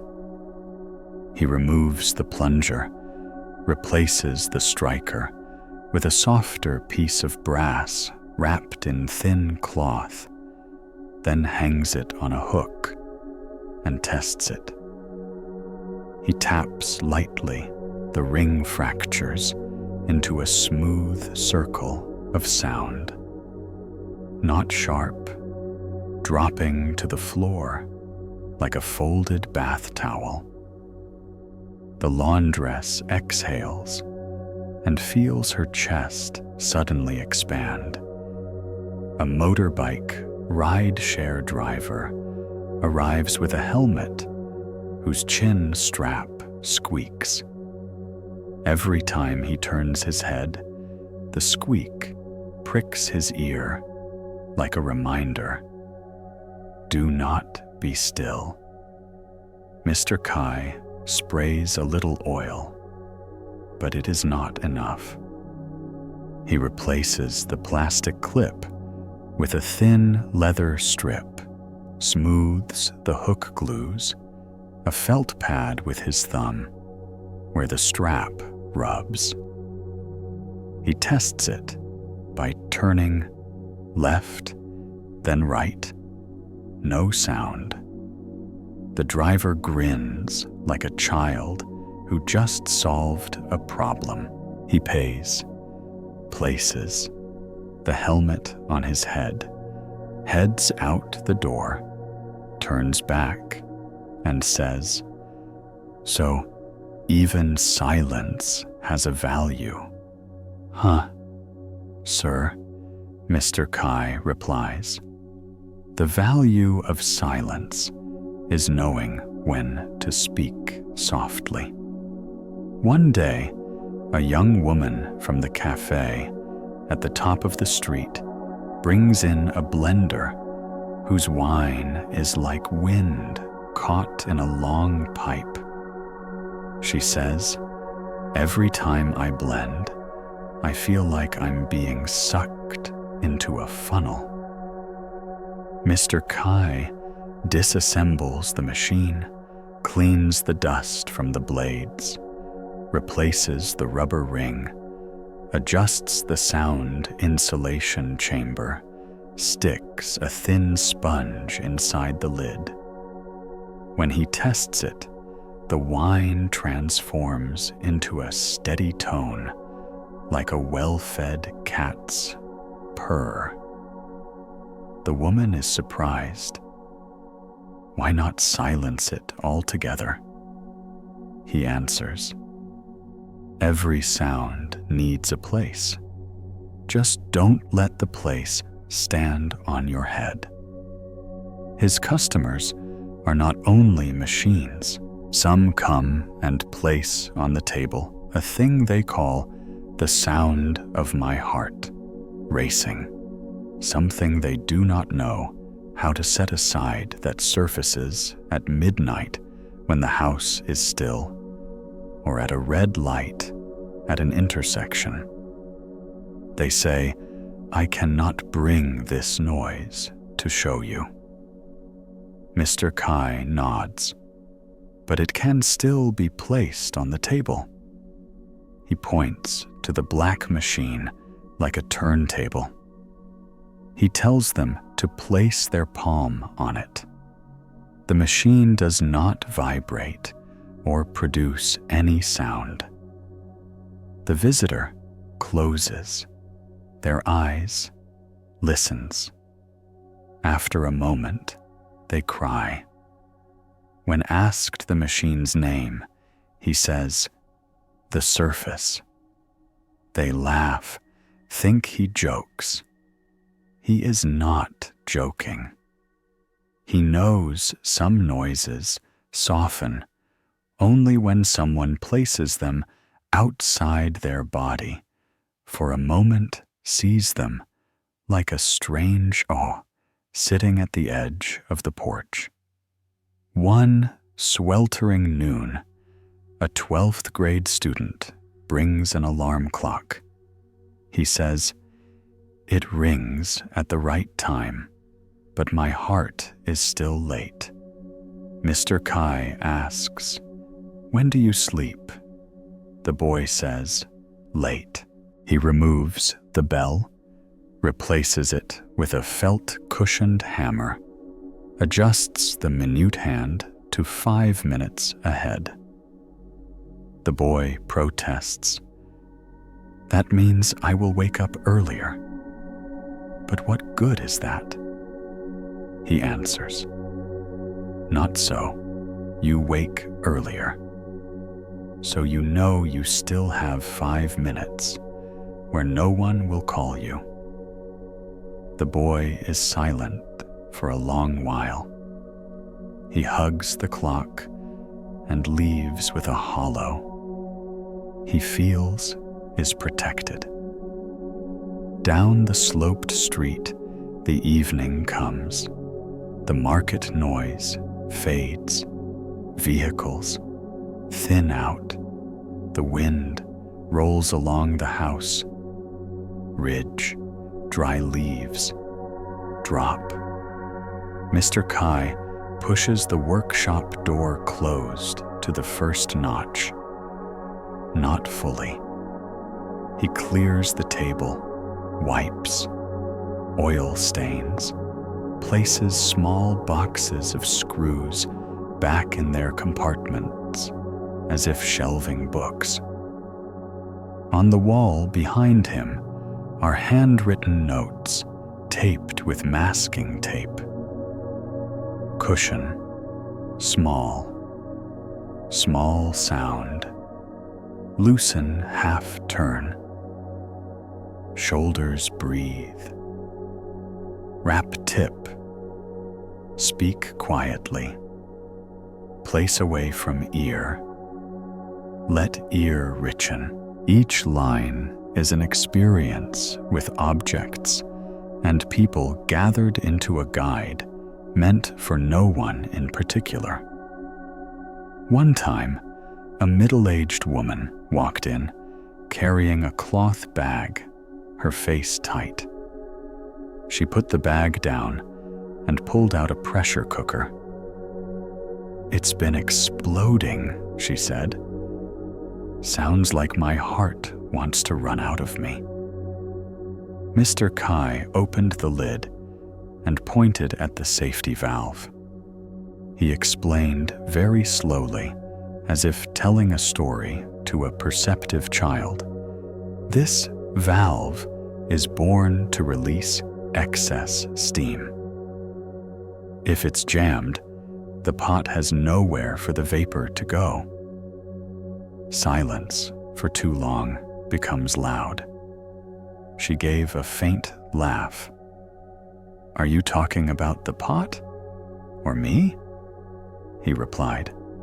"The pot." But his eyes looked at her kindly. He replaced the spring, greased the heat-resistant parts, wiped off the old oil stains. He tested it with water. Psst. A very small, steady hiss, like a drowsy insect. The woman stood watching, then exhaled a long breath, without knowing she had been holding one. In front of the workshop, a small planter held 3 bamboo stalks. Their leaves brushed each other and made a soft sound, like thin paper sliding. On the wall ledge, a calico cat often lay sunbathing its ears, twitching each time a footstep approached the door. Mr. Kai fed it at the same hour, talked to it as if a colleague. One day, the cat perked its ears to the sound of his rubber mallet tapping a broken pane of glass. It tilted its head as though asking, "Can you fix this sound?" He looked at it. Broken sounds. I leave as they are. Knowing it broke is enough. One cold, windy afternoon, a group of construction workers brought in an iron door. They said, "Every time we pull it, the whole block knows." Mr. Kai ran his hand along the track of the door's wheeled glider, felt rough spots like grains of sand caught in his eye. He removed the wheel, cleaned it, replaced the bearing, sanded the track with fine grit paper, greased it, and added a rubber strip at the edge. He pulled the door slowly. Metallic grinding changed into a breeze sliding by. One of the big guys who had been shouting earlier now whispered, "It's so quiet, they'll think we didn't do any work." Mr. Kai smiled. Working without noise is still working. Word of the noise. Repair workshop spread down the side street. Some said Mr. Kai had ears different from others. Some swore he had charms. Some merely said he was skillful. And a few, like an old street vendor lady, said he simply knew how to place his heart in the right place. The old lady brought him an old pushcart whose wheels screeched. He replaced the axle, greased it, glued a thin rubber pad to the handle. She pushed it off and turned back to thank him. The cart's light now, and my words sound lighter too. He nodded and stood a long while in the doorway, watching her disappear around the bend, the old cart no longer squeaking in complaint. One day, a drum kit player from the bar at the end of the slope rolled in with a cymbal. "It rings too sharp," he said. People in the crowd cringe. Mr. Kai studied it, placed a felt strip beneath the locking nut, adjusted the tension, replaced the suspension. Strap, lightly polished the outside face to remove old, stuck dust. He tapped it with his bare palm instead of the drumstick. The tone was rounder, less bright, a longer tail, like an exhalation. The drummer was silent for a while. Never thought reducing a little could make it just right. Mr. Kai answered, "Sound is like a person. Remove the excess in the right place, and you hear deeper." Some people came simply to sit a while. They said, "Nothing's broken. It's just the noise in my head." Mr. Kai pointed them to the chair by the door, offered a cup of warm water, placed a cloth on the armrest, so if they unconsciously gripped it, their hands wouldn't hurt. He said little, only handled a small screw, applied tape, wiped an oil streak. The person sat and listened, gradually, realizing that within the workshop's sounds, there was a rhythm going back and forth, unhurried, a rhythm missing in their daily life, the rhythm of doing without proving you are doing. One afternoon of rare sunshine, Mr. Kai closed the shop early.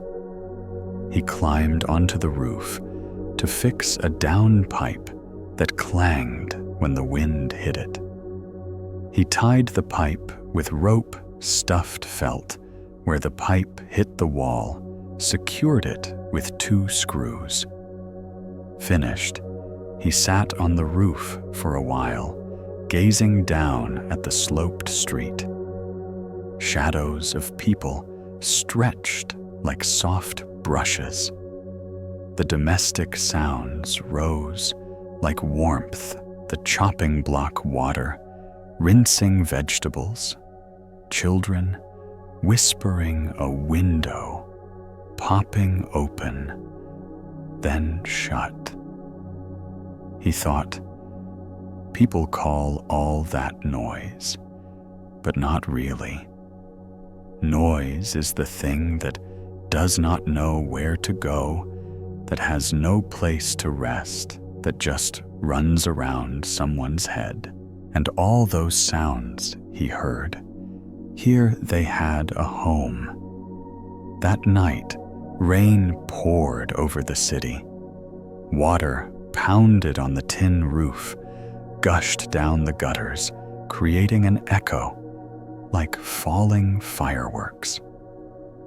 Late at night, someone knocked at the workshop.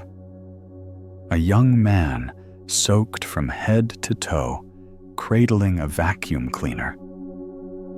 "It screams," he said, "but I don't dare turn it on, because the kid will cry." Mr. Kai let him in, offered a dry towel. He opened the machine, found the intake clogged with hair, the hose filled with old dust, the filter filthy. He cleaned every bit, dried the filter beside the stove. The young man sat hugging the vacuum like a small, exhausted creature. "Mr. Kai said, some sounds just need a passage." The young man nodded, eyes red. "My house needs a passage too." I guess he half joked. Mr. Kai didn't reply. He handed him a blank sheet of paper and a pencil, told him to write 3 things he could do tomorrow morning without anyone's permission. He wrote open the window before using the machine, disable notifications when the kid sleeps, clean the filter once a month. He laughed. Just small tasks. Mr. Kai, small tasks for small sounds. The next morning was clear. An old woman walked by, heard sparrows in the bamboo planter in front of the shop, stopped and said, "That bird sound fixes a lot of things." Mr. Kai invited her in, gave her a cup of warm water. They sat in silence. After a moment, she stood up. "I feel better now." He nodded. Some cures do not require hands. The seasons changed on the sloped street. The cracks in the pavement grew darker. The moss on the doorsteps thickened. The plastic chairs by the workshop wore slightly more on the edges. Mr. Kai aged another year, his hands still steady, his eyes still gentle. People asked if he studied somewhere. He said, "I studied sound." They laughed. He also laughed. He knew that most of the time he was not repairing the sound, but the place where the sound touches. A right piece of felt, one less turn, a thin shell, one extra margin. Such things make people forget the unnecessary. Remind them of what matters. The sound of their footsteps through a long day can be soft enough to hear someone else's.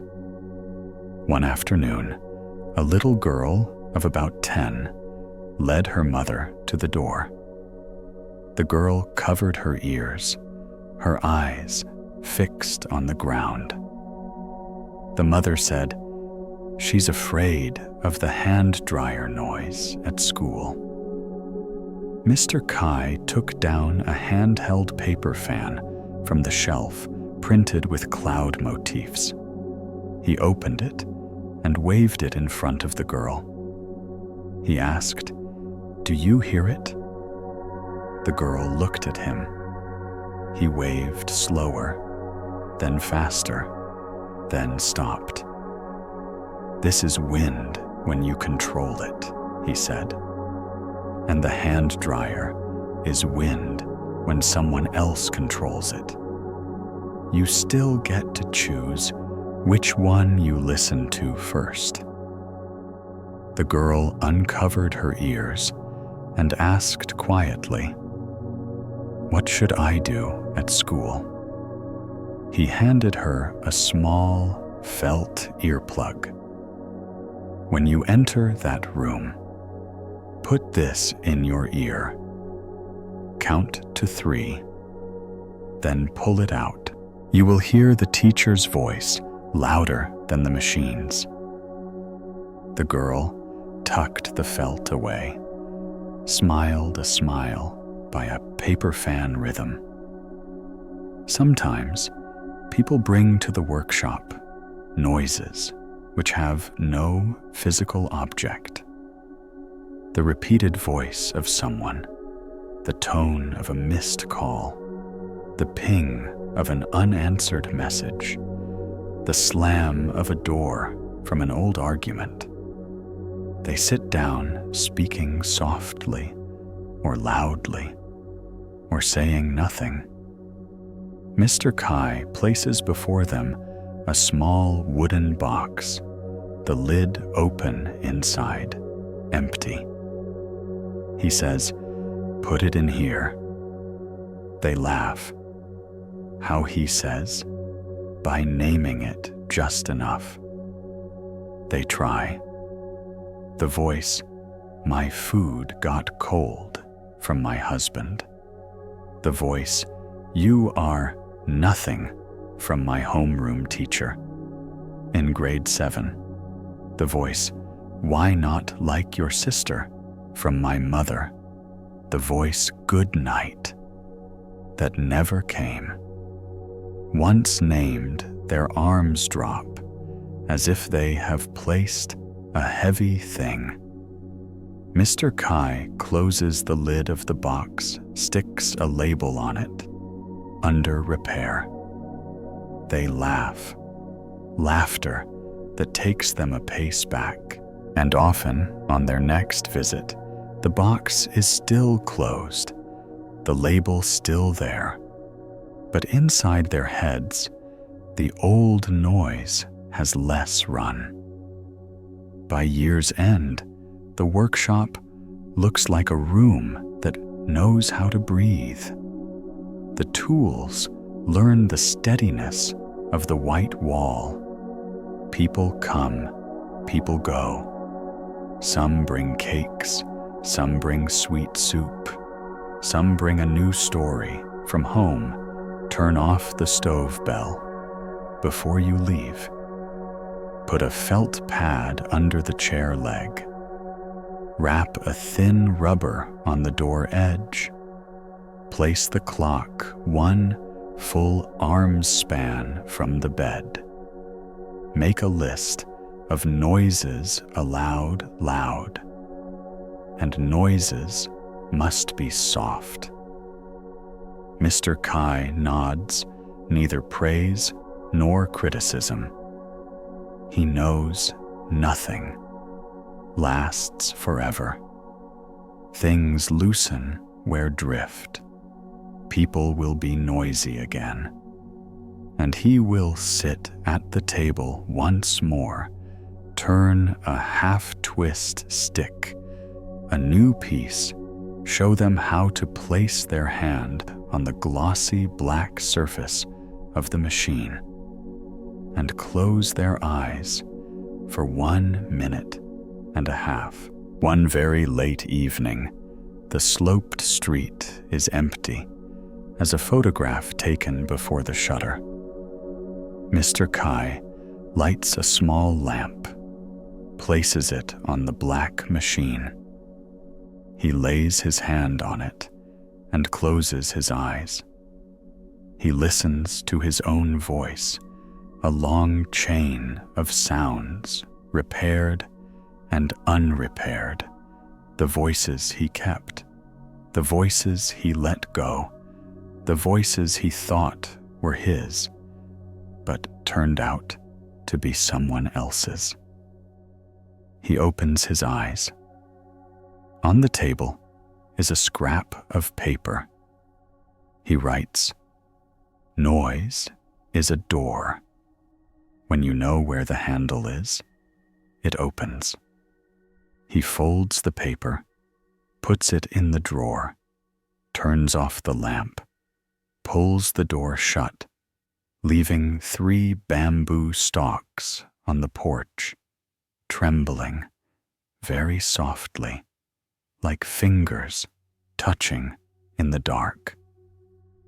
The next morning, when the sun places its first warm hand on the slope, the workshop opens again. The wooden sign sways gently. The first person of the day is a cleaning woman with an old bamboo broom, its bristles scraping the pavement angrily. She says, "Can you make it not screech so much, mister?" Kai smiles. The broom needs to talk to the rubbish. Just don't argue. He wraps a strip of cloth around the broom handle, trims the bristles, evenly smooths the edge of the dustpan. She pushes it. The scraping becomes a shh, like someone telling a dream without details. She lifts her head. Sunlight touches her forehead. Her eyes blink. Yes, don't argue. Then she leaves, leaving on the porch a thin trail of water, like the path of a snail. You may visit that sloped street on any day and stand before the workshop and see a man doing a very small job very slowly to give someone back a piece of peace they believed lost. You may sit in the chair beside the door. Lay your hand on the glossy black surface of the machine. Close your eyes. You will hear not silence, but the sound of everything that has found a place. Footsteps passing, without trampling, a window opening, without shouting wind, a coffee grinder's hum that doesn't swallow the morning greeting, a doorbell having just one clean ring so people turn around without jumping. And when you leave the workshop, climb up the slope, you will realize the city has not become less noisy. It is just that inside your head, something like a felt pad has been placed in the right place.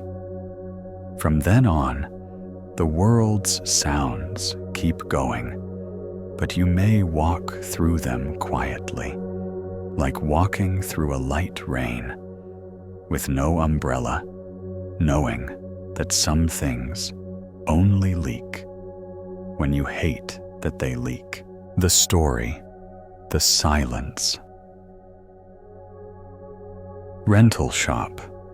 At a 3-way intersection where the national highway meets a cobbled small street, there is a tiny shop with a dark wooden sign, the letters finely and deeply carved. Silence. Rental shop. The sign is hung with 2 strands of old rope, and each time the wind scoops up from the sugarcane field, behind it sways slightly like an elderly nod. The store is so small that if you stand outside and look in, you might think it's merely a waiting room for someone who likes hot tea. But inside, everything is arranged like a wordless music piece: a low wooden counter, 3 rattan back chairs, a narrow bookshelf filled only with blank leaf books. The covers bear titles. Inside, they are pure white. A sand timer, the height of a wrist, a charcoal gray ceramic vase holding dry eucalyptus branches, and on the wall, a chalkboard with simple lines: silence by minute, by hour, by season. Return only what you owe when you leave. The shop owner is a woman in her early 40s, her hair cropped short, her eyes gentle yet straightforward, like a thread freshly drawn from the spool. Locals call her Anne. She opens the door at 6 in the morning, just as the sun's first light touches the word silence on the sign. The first thing she does is open a window, looking out to the cane field, pour a small trickle of water onto the doorstep, and place 3 empty ceramic cups upon the counter. No tea, no coffee, no lemonade. She says, nothing is a drink of silence like an empty cup. The first customers of the day are usually early shift workers or people who have been on the road all night. They step in, look around, slightly surprised by the absence of things they expect in a shop. No menu, no prices, no promotion, and simply gestures to the chalkboard, her voice soft as a story.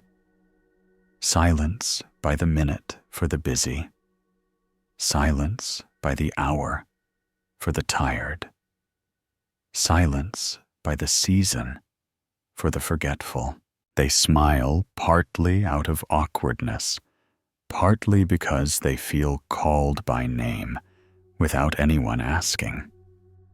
One morning, a long-haul truck driver came in. His eyes were reddened, as though he had driven through a night of rain with no place to stop. He placed his 2 large hands, like awnings, upon the counter and said, "Give me 10 minutes." Anne nodded, flipped the sand timer, the grains falling evenly, like tiny raindrops without getting wet. She said nothing. Further, didn't pull out a chair, didn't hand him a cup.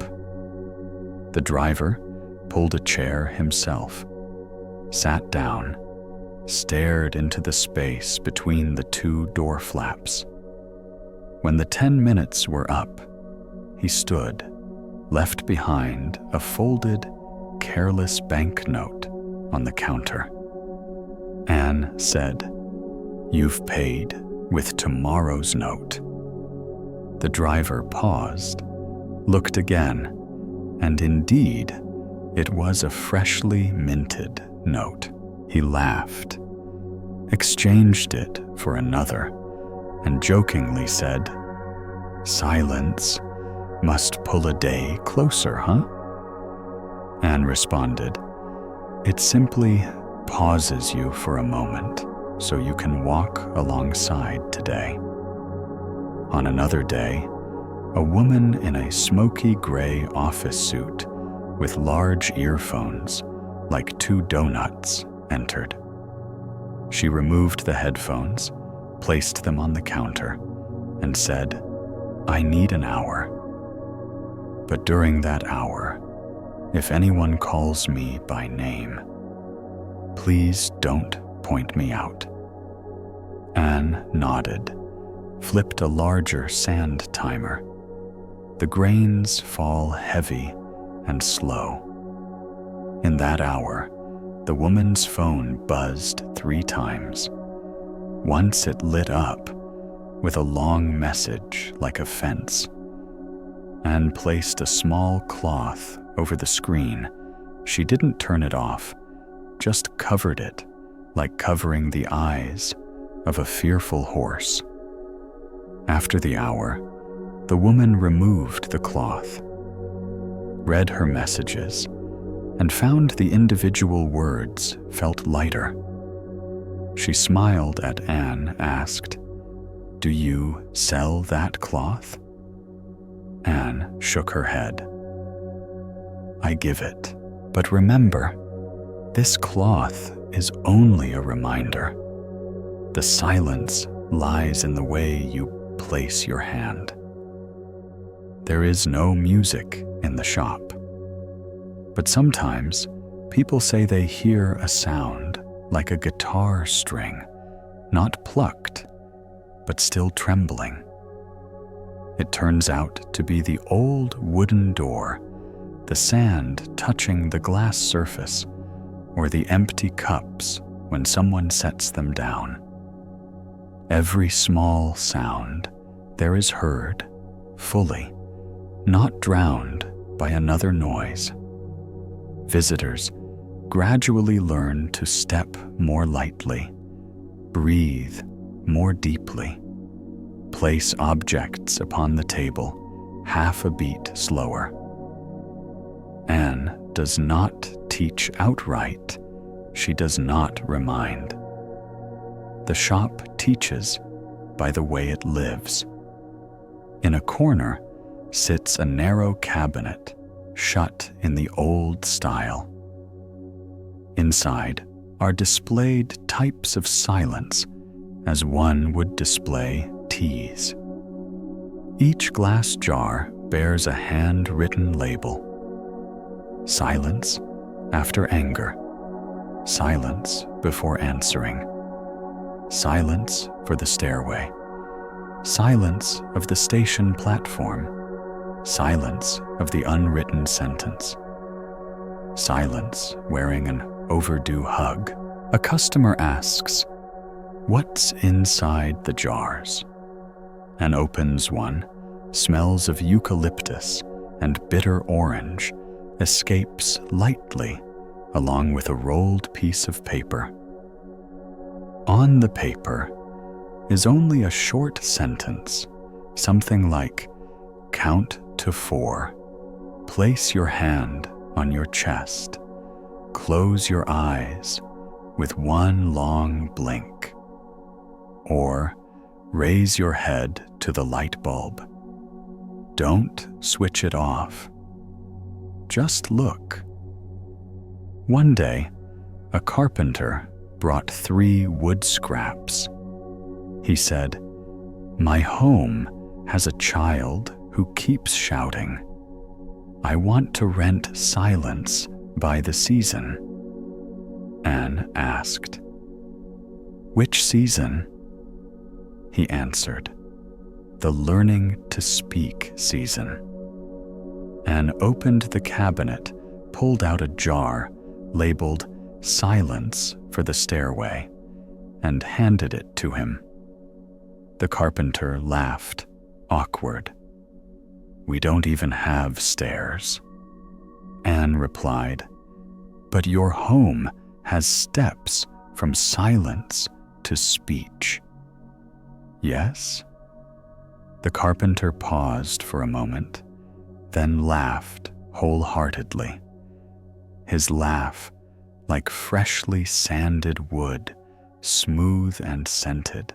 He took the jar home, and that evening told his wife, "During the speaking learning season, we rented silence, so I don't shout after our child." From then on in the house, they had a new game. Whenever someone felt about to raise their voice, the other would point to the doorstep. They both pause 10 seconds, then speak in a lower voice. On a hot midday, a vegetable stall owner entered, her hands still scented of basil, reminding of the broad morning. She said, "I want silence for the scale." Anne poured into an empty cup a thin slice of orange peel, placed the cup before the woman, and flipped the small sand timer. For 3 minutes, the woman stared at the empty cup, like a stage with no actor. When the sand finished, she said, "When no one is there, the scale is heaviest." Anne nodded. Correct. And silence is to remind us to place things down with both hands. The stall owner laughed heartily, walked off. From that time, every time she weighed customers, she left a pause between items. In the afternoon, a group of students came together. They asked for a price. Anne said, "Depends on your mind." They laughed and called her artist. She replied, "No, I'm just the shopkeeper." They asked for silence for the group study and opened the cabinet and handed each a slip of paper. Speak until you notice yourself repeating. Stop one sentence. The next person continues the remaining. For half an hour, the voices in the room passed a cloth around. When they left, one boy said, "I never heard my voice so light." A girl tiptoed to the jar labeled "Silence of the Station" and asked if she could rent by day. Anne replied, "Borrow, but remember to return it in the morning." The girl asked. Why, Anne smiled, because morning departures are softer than arrivals. In the shop, there is a chair placed by the window, its back facing the cane field. Anne calls it the farewell chair. Anyone who sits there is allowed silence free of charge. They sit hands on the window ledge, thumbs touching an old chip. Many people have cried in that chair without knowing why. Some leave behind a small note tucked into the wood. Thank you. Anne gathers them all, puts them into an unlocked wooden box. Anyone may open it without asking. Some of the thank you notes are strange. Thank you for letting me hear my child sleep. Thank you for letting me seance before I apologize. Thank you for not turning up the aircon full blast. One rainy early season evening, a boy of about 11 led his grandmother inside. The grandmother said, "I want to rent silence for my hands." Her hands trembled like 2 leaves, the nail edges scratched into pale lines. Anne placed a soft cloth before her, told her to lay her hands down and rub gently, as though kneading dough. She flipped the 15-minute timer. For those 15 minutes, besides the sound of rain on the tin roof, only the grandmother's hands sliding over the cloth were heard. The boy watched Suryant as he had never known. When the sand finished, the grandmother looked up. "I think silence has a smell," and answered, "It does the smell of dough we haven't kneaded yet." Sometimes, someone comes by just to return some silence they had rented, but did not fully use.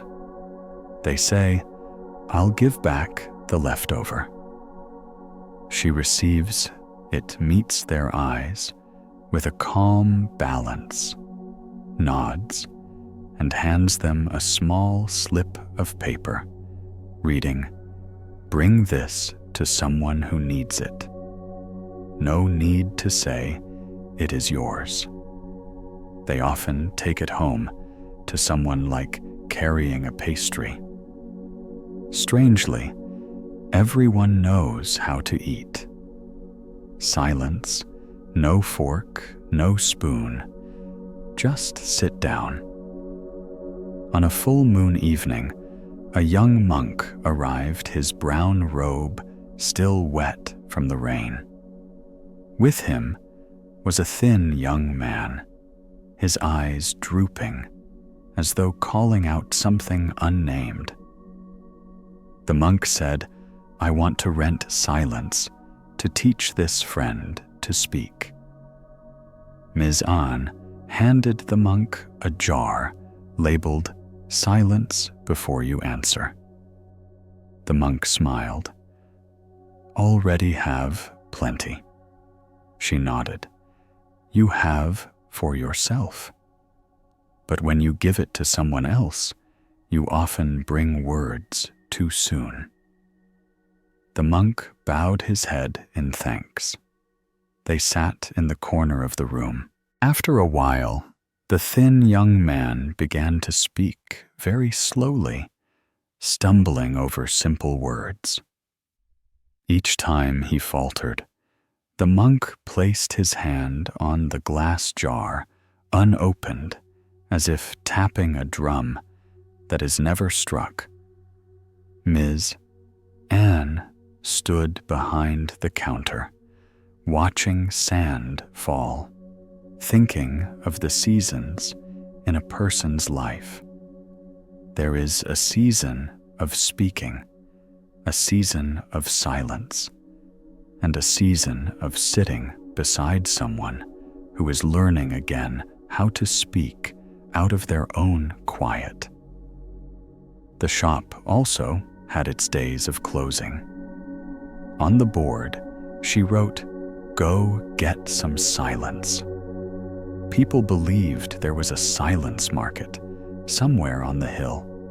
On days when the wind changed direction, sellers of silence laid out their wares like white cloths. Ms. An smiled, not denying it. Actually, that day, she went home, opened a door she had long only walked past, sat down on the living room couch, turned off all the lights, opened the window, listened to the mango trees in front of the house brushing against each other like two pieces of fabric. She cooked a pot of plain rice, porridge, ate one bowl, renting no silence. When the mist came, she wrote on a scrap of paper, "Silence is tired too. Let it lie down." The next morning, the door reopened. The sand resumed falling. The chair warmed again by someone's presence. On an early winter morning, a middle-aged man, wearing an expensive watch and a crisp dress shirt, stepped in, looking uncertain whether he had come to the right place. He stood for a long time in front of the empty bookshelf, pulled out a book titled "The Days I Did Not Understand Myself." He opened it It was blank. He half smiled, turned to Ms. Anne, is this a joke? She nodded. So that anyone can write. He put the book down and said, I cannot write. I'm busy. She asked, what would you like to rent? He replied, a season. Mrs. Anne took out of the cupboard a long box like a flute case. Opened it. Inside were 3 cloth pieces, light gray-white and earthy brown. She said, a season comes in 3 pieces. When you're busiest, place the gray cloth on your desk. When you feel empty, place the white cloth on your chair. When you feel angered, place the brown cloth on your hand. He held the box and asked the price. She said, you'll pay with the thing you rarely give to anyone. He was silent. When he left on the counter a photograph of himself and his daughter in front of an old birthday cake, the girl's face smeared with frosting, and he looked at the camera like looking at a road about to turn. A month later, he returned, placed the empty box on the counter. It is done. She nodded. Good. Near the end of the year, a reporter came wanting to write an article about the shop. She asked, aren't you afraid people will blame you for selling things that cannot be measured? Miss Anne laughed. I am not selling. I am keeping it for them. The reporter opened her voice recorder off, folded her notebook, sat quietly for 15 minutes. When she stood up, she left a note. This article does not need to be written. Ms. Anne nodded, knowing that some stories should only enter the ear and stay there. One day, the sky was gray. All day, the rain waited and then fell. A young man, wet from his shoulders down to his pant hems, ran in holding a ring box. He said, please give me 10 minutes of silence before I propose. Ms. Anne flipped the hourglass, and the room suddenly expanded like a courtyard. In those 10 minutes, the young man placed the ring box down, opened it, closed it, opened it, closed it, his hand shaking as though rehearsing a 2-note piece of music. When the sand finished falling, he picked up the box, bowed to her, and ran out into the rain. A week later, he returned, pulled out a greeting card with a water stain, and smiled. She said, yes. I am here to return the unused silence. Ms. Anne accepted it, poured it into an empty glass, placed it on the shelf for someone who forgot to take off their ring before washing their hands. A child passing by often would stop each time to look at the wooden signboard. Once the child asked, "Ma'am, can I rent some silence to hear my cat eating its meal?" Ms. Anne laughed and said, "No need to rent. You just need to sit down on the floor." The child went home, sat down on the kitchen floor, listened to the cat's teeth crunching the kibble, the cat's whiskers brushing the bowl, the tail swishing against the table leg.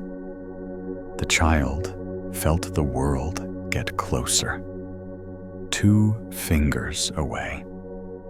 In the days approaching Lunar New Year, people coming in and out became bustling. The shop suddenly had many orders. Silence for family arguments.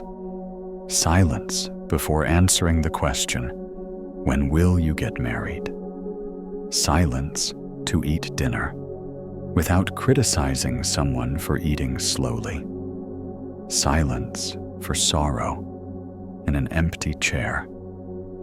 Ms. Anne stood behind the counter, flipped the hourglass so many times her wrist ached.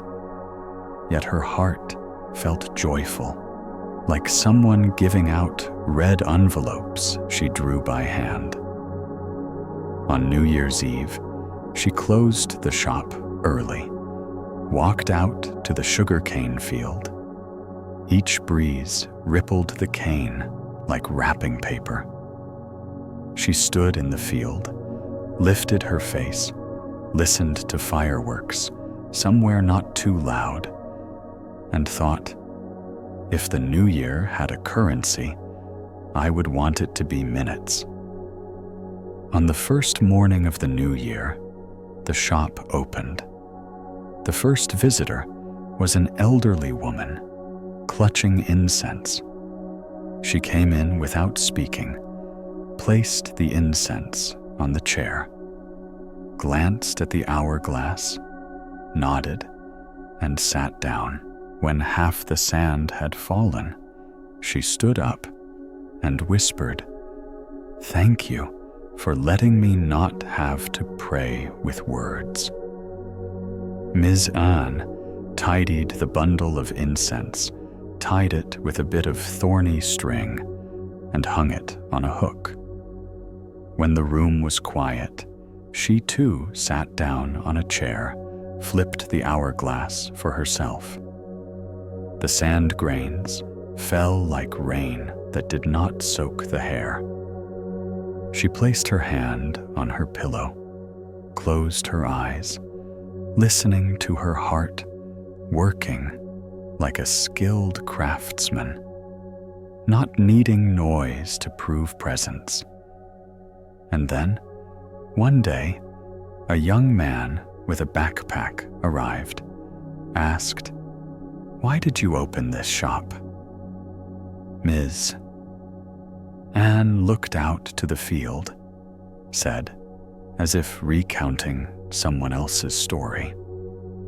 In my old job, I worked in something called customer care. All day I listened and spoke, and at night I still heard voices in my head. One night I stood on the balcony, put down my glass on the floor, heard the glass touching the cement. No loud noise, no beauty, but clear. I realized I needed a place where small sounds are allowed to be heard. So I opened the shop. The young man asked, "Do you ever get tired?" She smiled. "Yes, I do. At those times, I close the shop, write, go get silence, and I go gather the sound of leaves." Near the end of the year's story, a storm passed through. The lonely intersection, the wooden board swung crazily. The shop door squeaked. Once, then nothing, like an old person, sighing. Ms. Anne tied an extra rope to the signboard, placed sand at the door's base, gathered the glass jars inside the cupboard. There were few customers, no phone signal, The wind drew wrinkles on the tin roof. Amid the roar, she heard a very small sound, the hourglass still falling. She laughed out alone, as though she caught an old friend in the storm. The storm passed. The utility pole stood back up. The wooden board remained the word, silence darkened by rain. Someone at the intersection said, "The shop lives on silence, lives on." You can come by the shop any day. Stand before the wooden counter. Look at the hourglass that has not yet been flipped, and feel that you have stepped slower by half a beat. You may rent 10 minutes to quietly ask a question. Rent an hour so you do not have to speak loudly. Rent a season to learn how to place your hand upon your shoulder. When you leave, Ms. Anne will not say, "See you again." She will simply wipe the counter, gently, as one smooths out a piece of cloth. Outside, the highway is noisy again, the little streets busy again.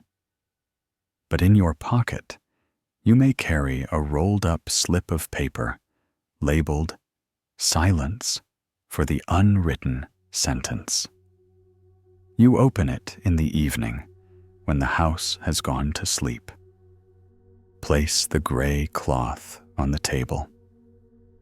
Dim the lights a little. Count to 4. Lay your hand on your chest. Blink one long blink, and suddenly you hear your own voice no longer having to push its way in anywhere. It sits down beside an empty glass, calm as someone who just arrived at the right home. Story: The Man Who Mended the Sky. On the northern slope of a mountain, where the clouds often sink low enough to brush against travelers' shoulders, there lies a small village, a nameless gray dot on the map. In that village lived a man alone in a wooden cabin perched right on the edge of a cliff. The roof was patched together with old pieces of metal and tarpaulin, but there was something strange about it. Among the patches, there were bits of fabric in shades of pale blue, deep blue, and grayish blue, the same color as the sky. People called him the Man Who Mended the Sky. No one knew his real name. They only knew he arrived after a terrible storm. That day, the wind tore the roofs off more than a dozen houses, ripped through entire rows of trees, and swept away a wooden bridge. When the rain stopped, people saw him walking through the muddy field, his raincoat soaked through a cloth bag slung over his shoulder, carrying a long rope and a needle as big as a finger. He spoke very little, his voice rough and dry, like wind blowing through an old bamboo tube. "I can mend the rain." People thought he was joking, but he stayed in the abandoned cabin near the cliff, and from then on, whenever the sky hinted at rain, they would see him climb onto the roof, silently stitching fine, delicate threads made from transparent string. His hands moved slowly, evenly, his eyes looking up at the sky more often than down at the roof. At first, the children called him the crazy old man who sews the sky. But one early autumn night, lightning struck the mountain peak with a deafening crash. The sky split open in a long, bright tear, and rain poured down for 3 days without pause. On the 4th day, people saw on his roof a huge piece of fabric stretched from beam to beam, silvery blue, rimmed with black thread, fluttering like a great bird's wing. And strangely, that very night, the rain stopped. The clouds lingered, but did not descend again. The children whispered, "He really mended the sky." From then on, everyone called him the man who mended the sky. Every morning, he woke before dawn, while the forest was still veiled in mist. He lit a small fire, boiled water, brewed tea with wild mint leaves growing behind his house, and sat by the door, watching the sky. He said that every morning the sky had tiny cracks, invisible to most, but if not patched in time, there would be rain by afternoon. When asked how he could see them, he simply smiled. "You listen." He said, "The sky speaks too. It is just that people are too busy to hear it." Villagers brought him rice salt, sometimes a bundle of vegetables, or scraps of old fabric. He accepted them all with thanks, and used the fabric to make his sky patches. He chose colors carefully: ash gray for cold, windy days, pale blue for spring, and greenish ivory for late afternoons after rain. Once, a child asked, "Does the sky know you're mending it?" He replied, "Of course it does. It breathes a little easier every time I finish a patch."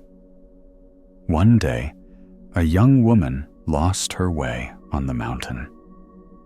She wore a white jacket, carried a backpack, and held a camera in her hand. She was a photographer from the city, curious after hearing rumors about the man who mends the sky.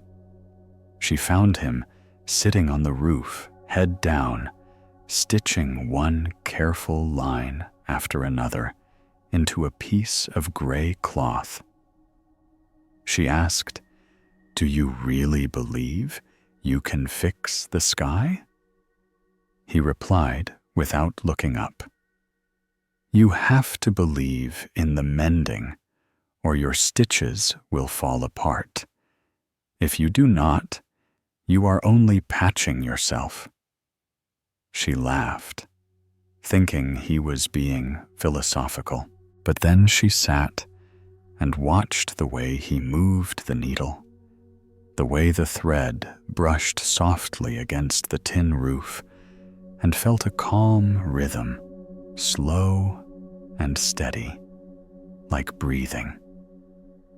After 2 hours, she put her camera away. She did not take a single photo. That night, she stayed in the village. The sky was full of stars. When she looked up, she noticed among the constellations a few shimmering streaks of light, thin and bright, as if pieces of fabric were reflecting the moonlight. She thought maybe that old man is not crazy after all. He once told people he had worked as a sail repairer in a southern harbor. Every day, he stitched torn white sails so that boats could head back to sea. That work, he said, taught him how to listen to the wind.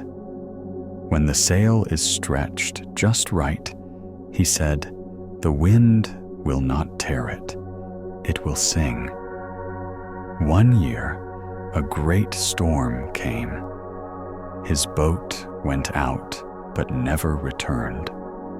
He lost his friends, his nets, his home. He drifted inland from the sea to the mountains, because near the sea, the sky felt too close, and every tear in it was a reminder of fear. He came to the mountains to mend what had been lost, not for the sky, but for people. Villagers said that many nights he would sit alone on the porch, sewing into the air. When someone asked what he was doing, he simply said, "The sky is torn here." They looked, but saw nothing but wind and clouds. Yet by morning, the sky would be clear again, and the breeze softer. Some believed him, some did not. But everyone learned to speak quietly, afraid of snapping the invisible thread he might be using. One stormy night in October, thunder roared right above the village. The old man's roof shook violently. People were afraid it would collapse and were about to rush to help, but they saw his oil lamp still glowing steadily inside. By morning, the rain stopped. They found him asleep by the door, still holding his giant needle. On the roof shimmered a newly sewn piece of silver cloth. He opened his eyes and smiled. It's done. But that patch needs dark blue thread. The white one fades too fast. After that, whenever someone in the village was sad, they would bring him a piece of fabric. Some had lost loved ones. Some had lost their crops. Some had simply lost sleep. They would tell him, "Can you mend a piece of the sky for me so it rains less tomorrow?" He would nod, take his needle, and never ask further.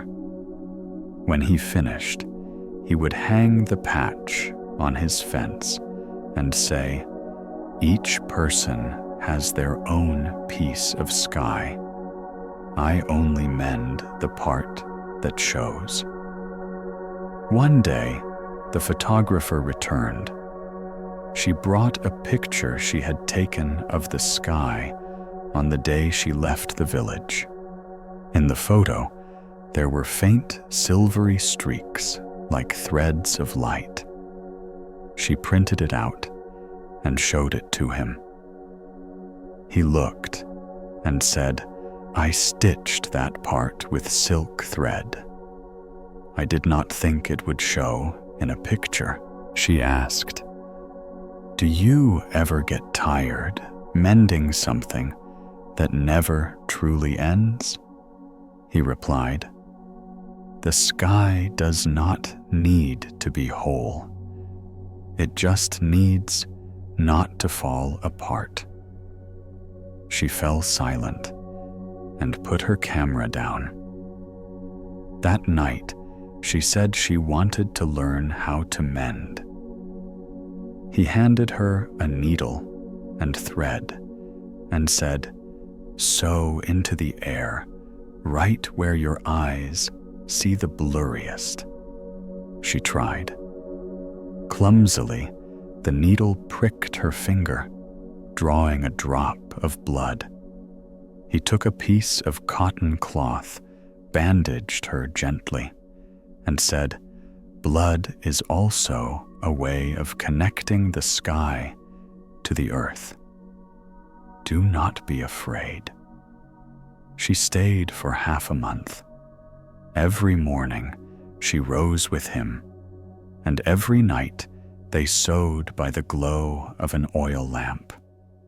She said she was beginning to hear the thread as it passed through the wind. He nodded. "Then you have heard the first thing the sky ever says." When she left the village, he gave her a spool of pale blue thread. When the city gets too loud, he said, "Take this out and patch yourself a quiet place." The following year, he passed away. They found him sitting by the doorway, the giant needle still resting between his fingers. On the table lay an unfinished patch of fabric, deep blue, mixed with ash gray, the thread still uncut. Outside, the wind had stopped. For 3 days after there was no rain, even though thick clouds remained. When the photographer heard the news, she returned. She climbed the mountain, lit incense for him, and from her backpack took out the spool of thread he had given her. She finished the final stitch on the fabric he had left behind. Then she hung the patch on his rooftop. The wind caught it, and it fluttered lightly, like a breath still lingering. That night, she took a photo of the sky. In the frame, amidst the gray clouds, there appeared a fine, narrow streak of light, smooth and long, like the line a needle leaves after pulling through a tear. Since then, whenever it rains, the villagers say, "He is mending again." And they believe that wherever someone looks up, hoping for a clear sky, there will be a thin blue thread drifting across the air, linking those who know how to stay quiet. And if one day you find yourself lost on that mountain in the mist of early morning, look toward the eastern sky. You may see strange patches of blue, as if sewn there by hand. When the wind blows, the patches do not tear. They only tremble gently, like breathing. And perhaps, for just a moment, you will hear a raspy voice echoing faintly from within the clouds. Do not let the sky tear inside your heart. Mend that part first. Then the wind will rise again, and the sky will return to stillness, as if it had never known rain. Story: The Archive of Unspoken Words. On the edge of a city, nestled between a river and a sandbank, there is a strip of land running alongside an old train line that no longer operates. Wild grass has grown up to obscure the railroad ties, rusted screws lying still, like insects asleep. At the end of the tracks where the city's bustle gives way and the sandbank begins to exhale, stands a square brick house. Its walls are unpainted, its wooden door dark its corrugated metal roof bulging with the river wind. On the door hangs a small oak sign, hand-carved with 4 characters archive. Beneath the letters in pencil, a finer line records in small handwriting a reminder, unspoken words. The keeper of the archive is a middle-aged man named Tin. People call him Uncle Tin, though some older than him still address him that way. He lives alone in the brick house, which is divided inside into 2 parts, a small room for kitchen and bed, and the larger part is the archive. The archive room is unlike any storage room in the city. There are no cardboard boxes, no pallets, no receipts. Instead, there are tall wooden shelves reaching to the ceiling, on which sit glass jars of all sizes. Jars small as a palm, jars large as a small drum, round jars, bulbous jars, tall-necked jars, short-necked jars.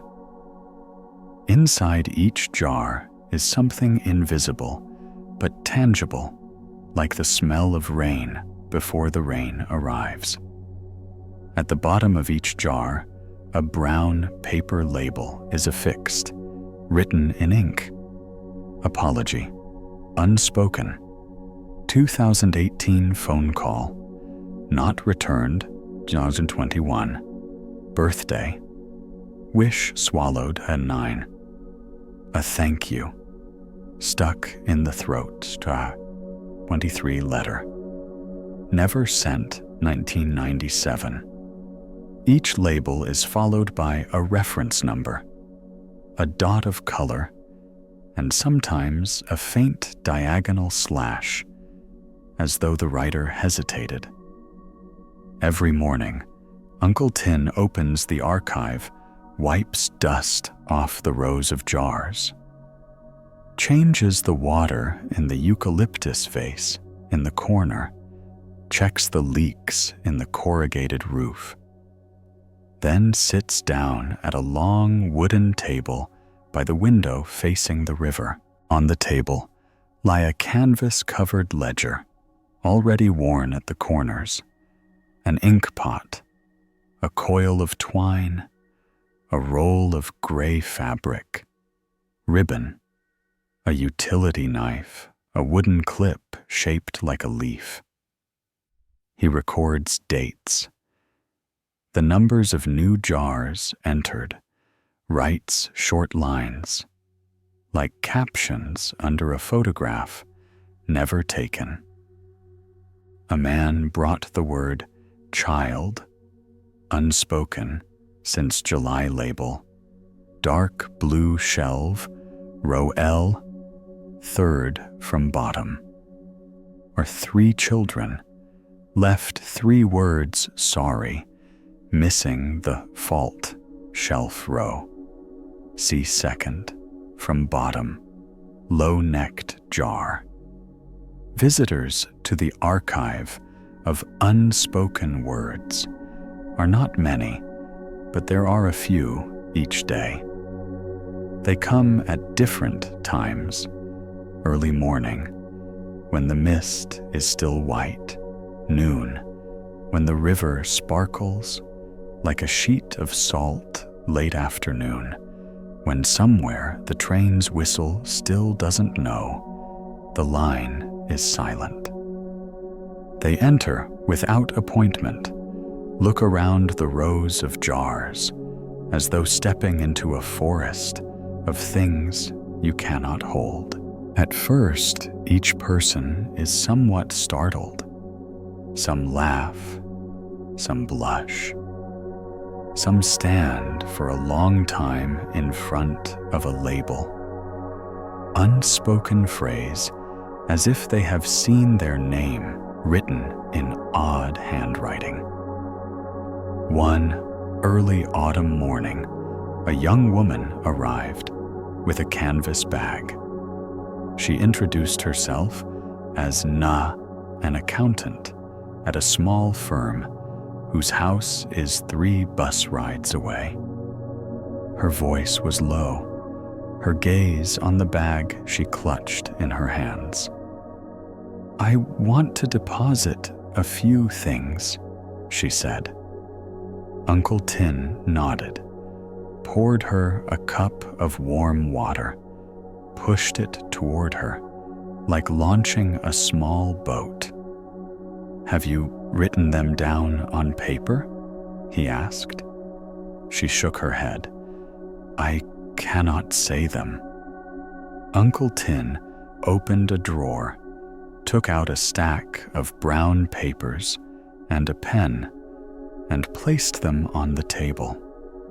"You do not need full sentences," he said.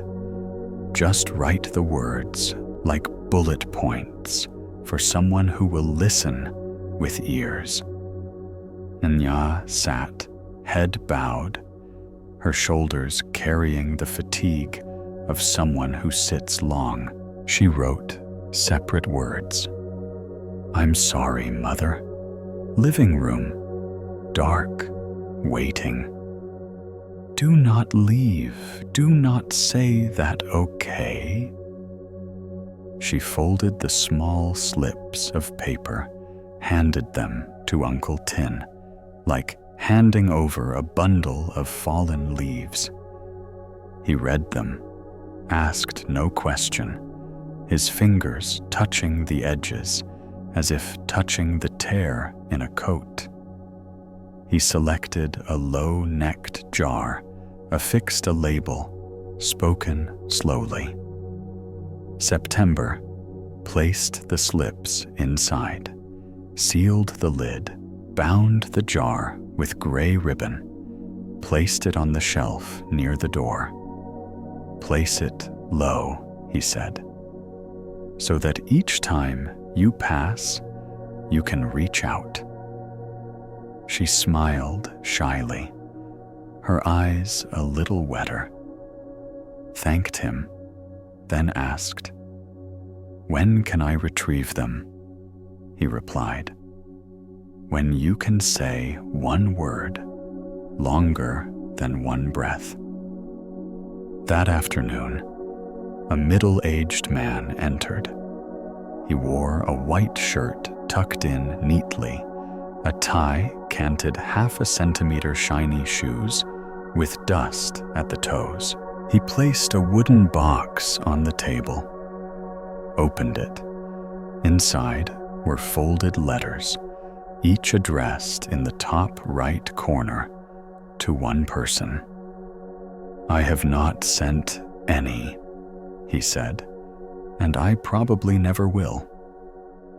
Uncle Tin nodded, selected a large jar, dropped them all inside, sealed the lid, affixed label letters, unsent, 2001, 2025. The man looked at Uncle Tin as though awaiting judgment. Uncle Tin simply asked, "Have you read them back?" He shook his head. "Reading hurts." Uncle Tin said, "Not reading hurts too. This jar is for pain that learns to stand still." The man gave a dry laugh. "Standing still is one luxury," Uncle Tin replied. "In this archive, the greatest luxury is time that stops for a minute." A sign in blue ink hangs by the door. Unspoken words are kept in their original state. No dilution, no omission, no rewriting. The depositor may come to listen at any time. The archive keeper may refuse if the unspoken contains burning substance. Below the board, someone once asked in pencil, "What is burning substance?" And someone else, whether Uncle Tin or a depositor, added, "It is words that wish to harm others." On one scorching midday, a 6th grader boy arrived with his mother. He carried a shoebox full of torn pieces of lined notebook paper. On each slip was written the single word, "Mother," in the corner, the rest blank. His mother said, "He is angry with me." The boy turned away, his ears red. Uncle Tin did not ask why the anger. He said to the boy, "Here, no one is forced to speak." The boy nodded very lightly, like a dust grain touching the table. Uncle Tin opened the box, removed each slip, placed them in a round jar labeled "Calling Mother, Not Yet." The boy watched this action as though he were watching a magic trick. His mother sat down, bit her lip, searched for her son's hand. He shrank back. Uncle Tin pushed a cup of warm water toward the two of them. "Here," he said, "warm water is drunk with both hands." The mother stretched out her hand. The boy reached out too. Their two hands touched around the cup, not to grip, only to rest. After a moment, when the jar was shelved, the boy whispered one word, "Mom." His mother bowed her eyes, dropping occasionally to the table like stray raindrops, unwilling. Visitors came and went, leaving jars labeled with the names of empty spaces. One day, a young monk brought a broken string of prayer beads wrapped in a handkerchief. He placed it on the table and said, "I have an apology. I did not dare say to my old teacher." Uncle Tin selected a small jar, placed the beads inside labeled apology stuck in the middle. The monk asked, "Is there a way for it to pass through?" Uncle Tin replied, "Yes, change seats." The monk could not understand. He explained, "If you always sit in the same place, your apology will slip into the old groove. Take your seat somewhere else. Your voice travels differently." The monk laughed, bowed, and took home a new label change seat to affix somewhere in the temple. There were days when the river wind smelled strongly of new mud, and the warehouse was empty of customers. Mr. Tin walked back and forth between the wooden shelves, his hand touching the jars, as if touching someone's absent shoulder. Some jars were warm, as though still speaking. Some jars were cool, as though already asleep. From one jar, he heard a very soft sound, like the voice of a sentence stretching itself. On those days, he often lingered at the table writing notes in the ledger. There are some words which, if left long enough, will ferment into something gentle. One should not open the lid too early. Or a label? It's okay, scent, since June has already begun to taste different. Near the end of autumn, Na returned. She stood in front of the shelf near the door, where her jar sat low, without Mr. Tin calling. She opened the lid, herself reached inside and pulled out a piece of paper. She did not read it. She simply set it on the table and smoothed it with her finger. She said, "Last night I dreamed. I said the two words, 'I beg,' without running out of breath." He nodded and said, "Then try it." She pursed her lips, looked up, and said, just loud enough, "I beg."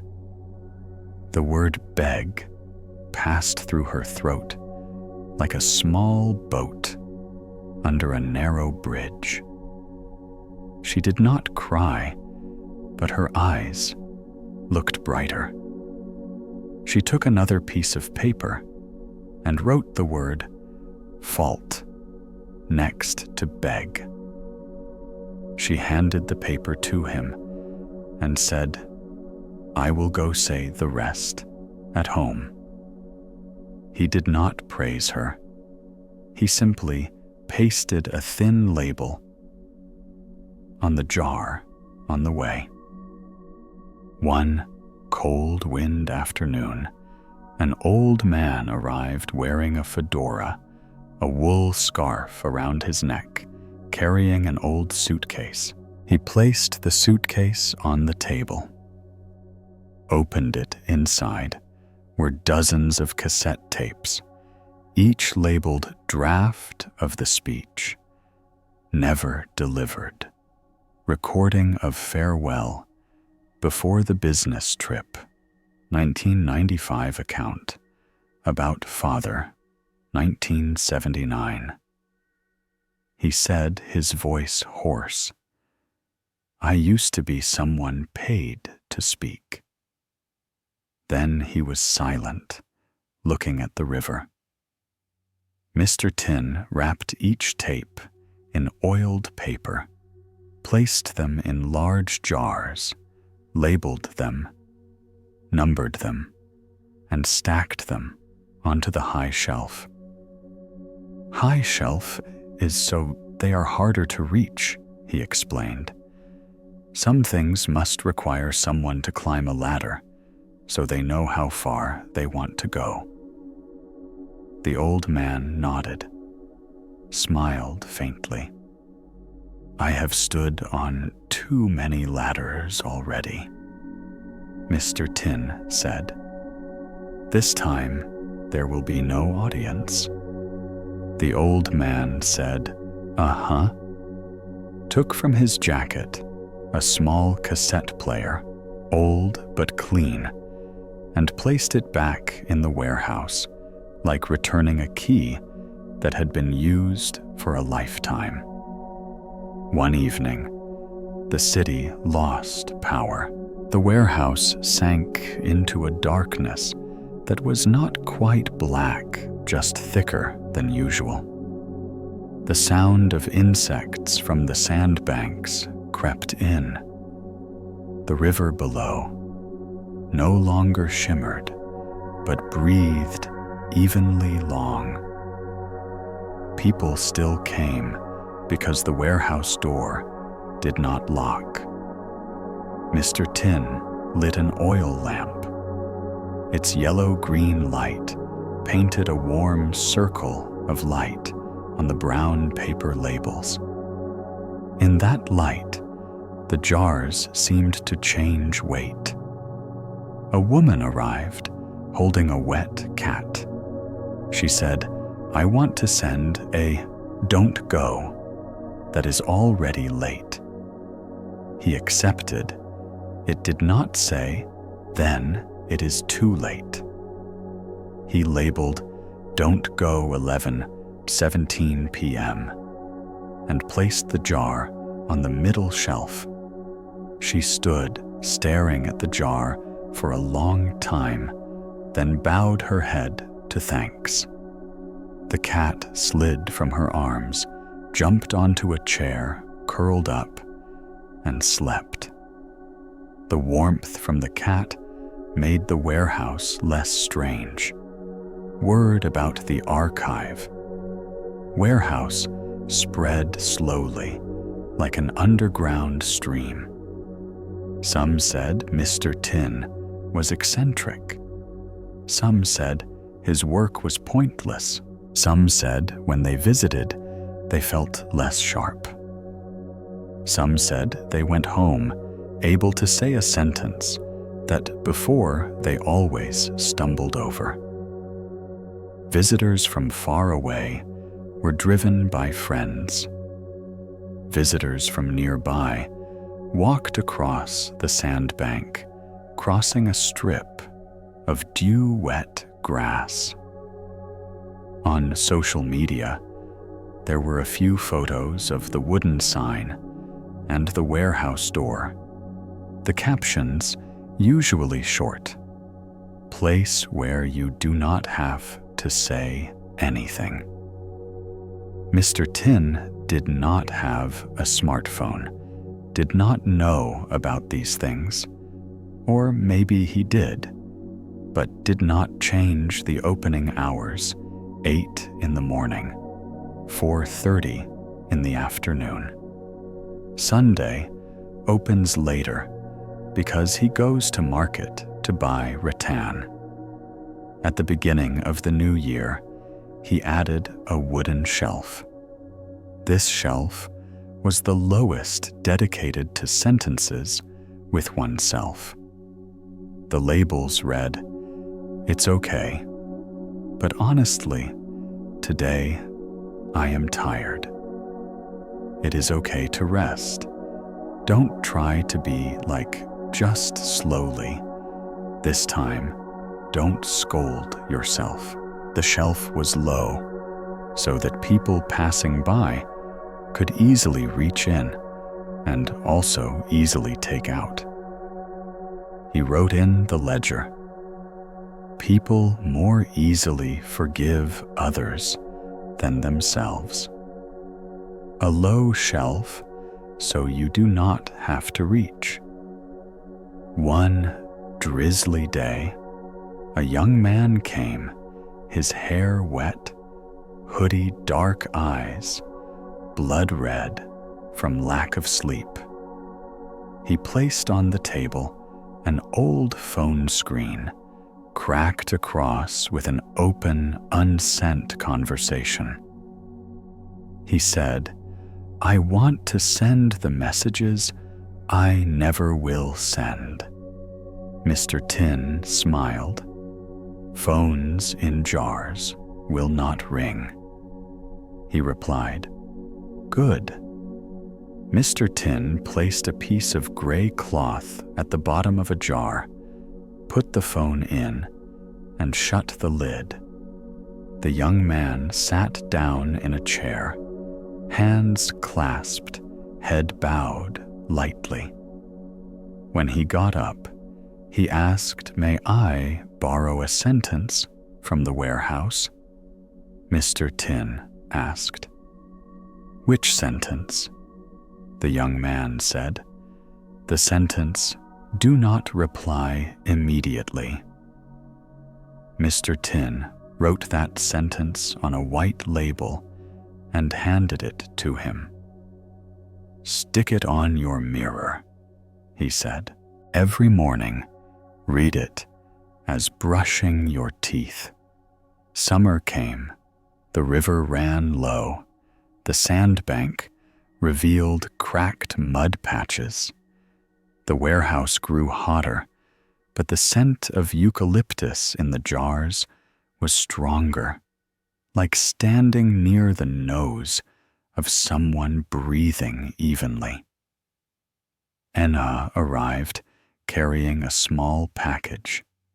She said, "I would like to withdraw a jar." he asked. "Which jar?" She pointed to her jar. He gave it. She opened the lid, took out a few old pieces of paper, then added a new piece. "I am sorry for being late." She put all of them into her pocket and waved goodbye. That afternoon, she messaged her mother. "Mom, can I come by tonight to talk?" Her mother replied, "Any night is fine."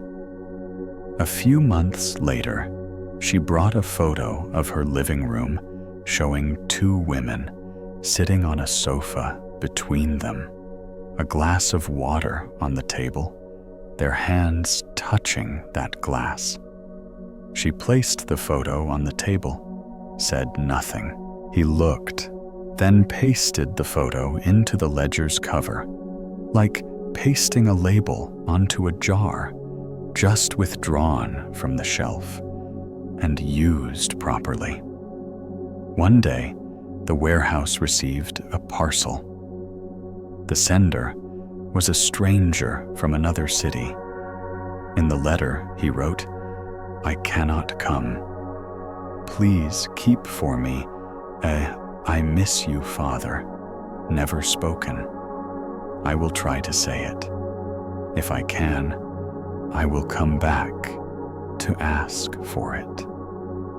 Mr. Tin chose a jar just the right size, labeled "Miss You, Father sent far," and placed it on the shelf near the window.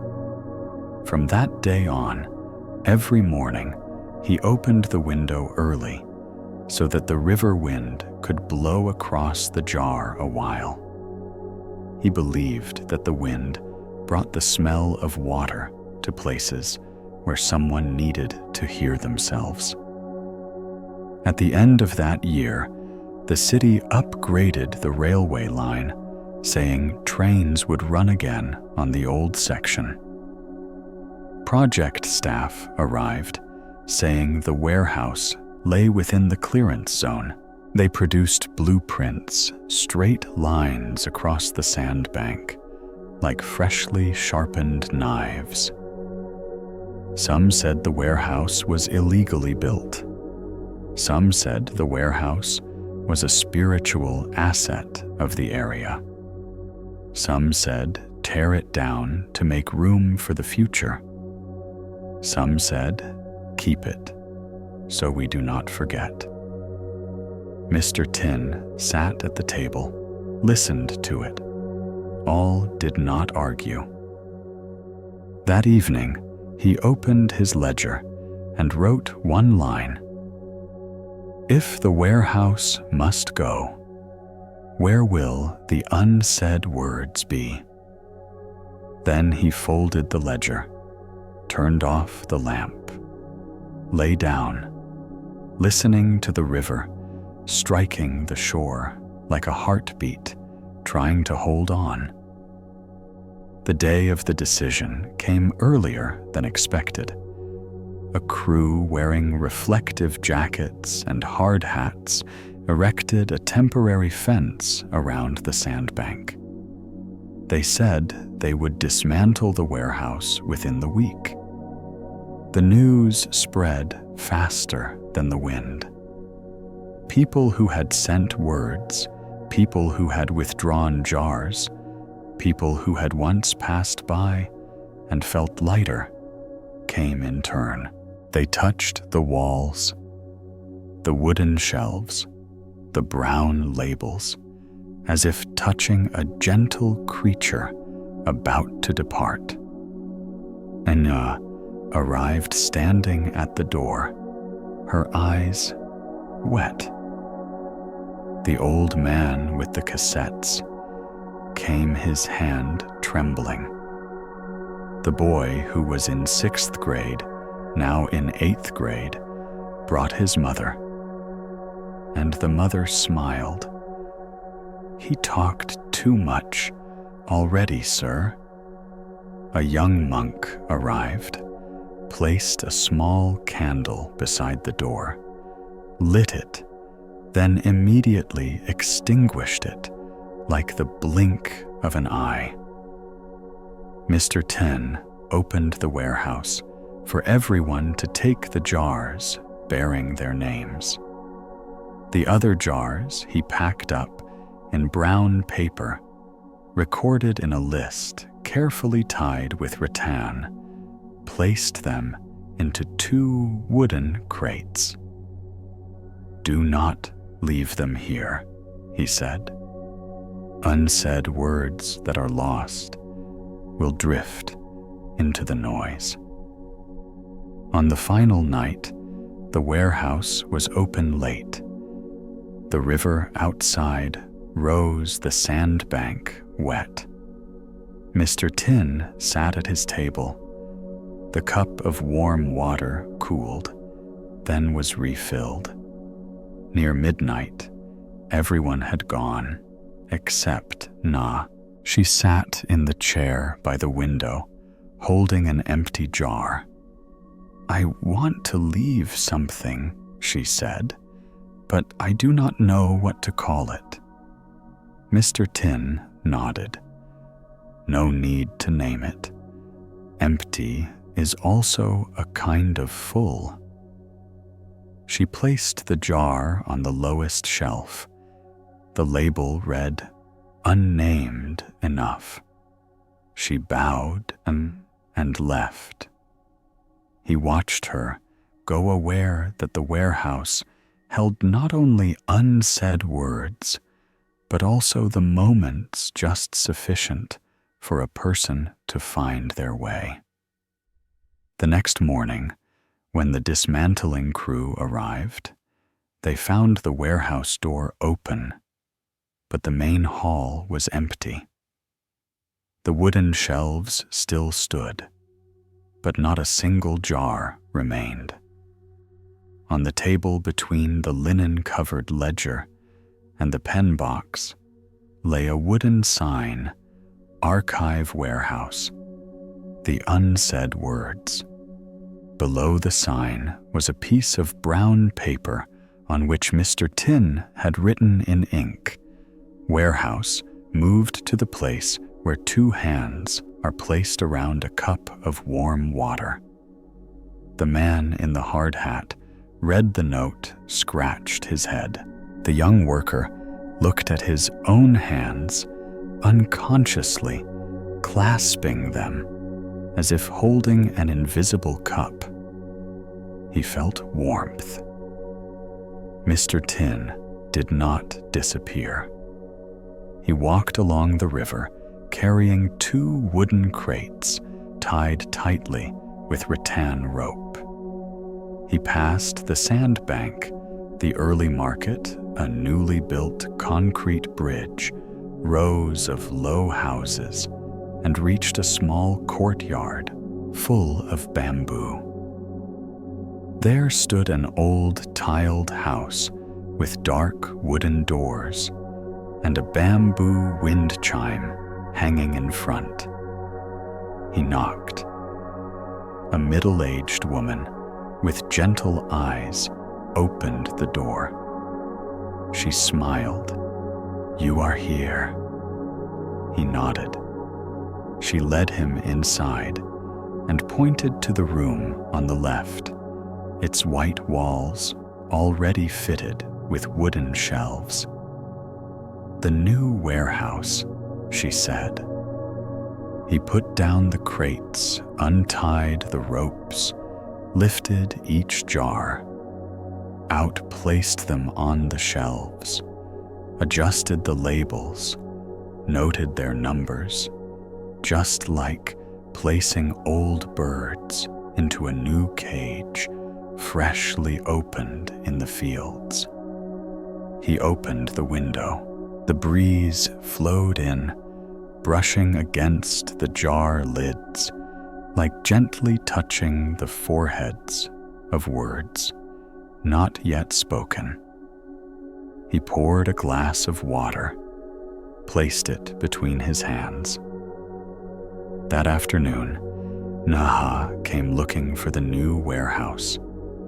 She stood at the door, and read the newly hung sign, Archive Warehouse, the unsaid words. Below it, in very small pencil strokes, and the moments, just enough.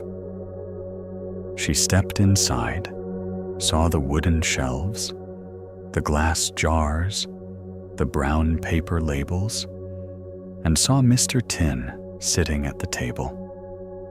His linen-bound ledger opened to a blank page. She smiled. She placed a small slip of paper on the table. It said, "Mom, I am home." Mr. Tin labeled it spoken and moved that jar from the unsaid shelf to a low one, labeled spoken. Outside, the river still flowed. The city still buzzed. But every time you place both your hands around a cup of warm water, you might find somewhere inside yourself a small wooden shelf. On that shelf are jars short-necked, tall-necked, round, plump, each with a handwritten label. And maybe one day you will reach for one, open the lid, and hear your own voice, very quiet, but enough. Please, sorry, thank you, do not go, may I, it is okay. Those words step out of the jar, pass through your throat into the air, touch someone, and then stay still, like a little chair, just set in the right place. Somewhere in the city, Mr. Tin is opening his ledger and writing another line. Another jar has moved shelves, and the warehouse, like the city's second heart, keeps beating in slow, steady rhythms, gathering, safeguarding, then returning at the right moment to the right person, the things that once got stuck between silences. Story the station for late encounters. This train station does not appear on any map. On provincial train tickets, it is skipped over like a comma in a sentence that runs too long. Trains still blow their whistles as they pass, but none ever stop. And yet, every afternoon, when the last sunlight scatters into thin gold pieces across the tracks, the station still opens its doors. The dark wooden doors creak faintly, like someone clearing their throat just enough to say they are here. On the wall, instead of a timetable, is a large blackboard covering the entire surface, chalked in white letters, "Receiving late encounters." The station keeper's name is Lamb. No one knows the last name, and no one asks. Lamb wears a neat shirt, hair tied low eyes, calm like a lake in October. Lamb's morning routine is not like at other stations. No loudspeaker checks, no train manifests, no counting passengers. Instead, Lamb wipes each step clean, arranges the benches, polishes the handrails, tests the little bell hanging from the ceiling. It chimes only once, just enough for someone to turn their head. Lam brews a pot of warm water and places 3 chipped porcelain cups on the wooden counter. On the counter, next to the date stamp, lies a stack of cream-colored tickets. Each one says only 2 words: late. Today. The station welcomes guests on a rhythm no one records. The first visitor of the day might be an old woman with a cane, or a young man with a backpack, or 2 people walking side by side, unable to meet each other's eyes. Whoever steps inside, Lam simply gestures toward the blackboard. There, the chalk lines look like wind forecasts. 3:10 p.m. Reunite with a thank you from 6th grade. 4:40 p.m. 1 minute of eye contact, no explanation. 5:25 p.m. Say, "I'm home," in the 3rd row from the window. Lam hands each person a ticket and says, "Sit and wait for your turn." When the bell rings, go out to the platform. People come to the station for meetings. They have missed an apology, dropped at an intersection, a hug stuck between 2 transfers, a conversation stretched so thin it was like a string afraid to snap. In the city, spaces for such things are shrinking. Here, Lam does not keep trains. Lam keeps a place for steps that arrive late. One early autumn afternoon, a young woman named Han arrived. She wore a pale blouse with frayed sleeves, and her eyes looked like she had not slept for 2 nights. She came to the counter and softly said, "I would like to receive a meeting that is 10 years late." Lam asked, "Do you still remember the approximate time?" Han replied, "Around 5:30 p.m. at the old river dock." Lam nodded and chalked on the board 5:30 p.m. River dock. Borrow the platform as a shore. Lam handed her a ticket and pointed to the row of seats by the window where the last light of day lingers the longest. Han sat holding her ticket like holding a faded photograph. When the wall clock's hand touched the number 5, the bell chimed once. Han stood up. The platform was quiet. The railway stretched out like a question. Lam had already placed a wooden bench and a pot of warm water there. "Sit down," Lam said. "Warm water knows the way." Han looked at the tracks at the sky, rustling like a page being turned slowly by someone. "What if he doesn't come?" she asked. Lam replied, "Late meetings sometimes have no second person, but most often the one who arrives last is yourself." Han said nothing. She poured water, wrapped both hands around the cup. 10 minutes, 20, 30.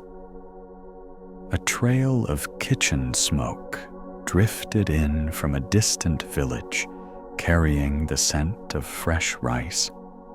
Han suddenly whispered, "I have waited enough."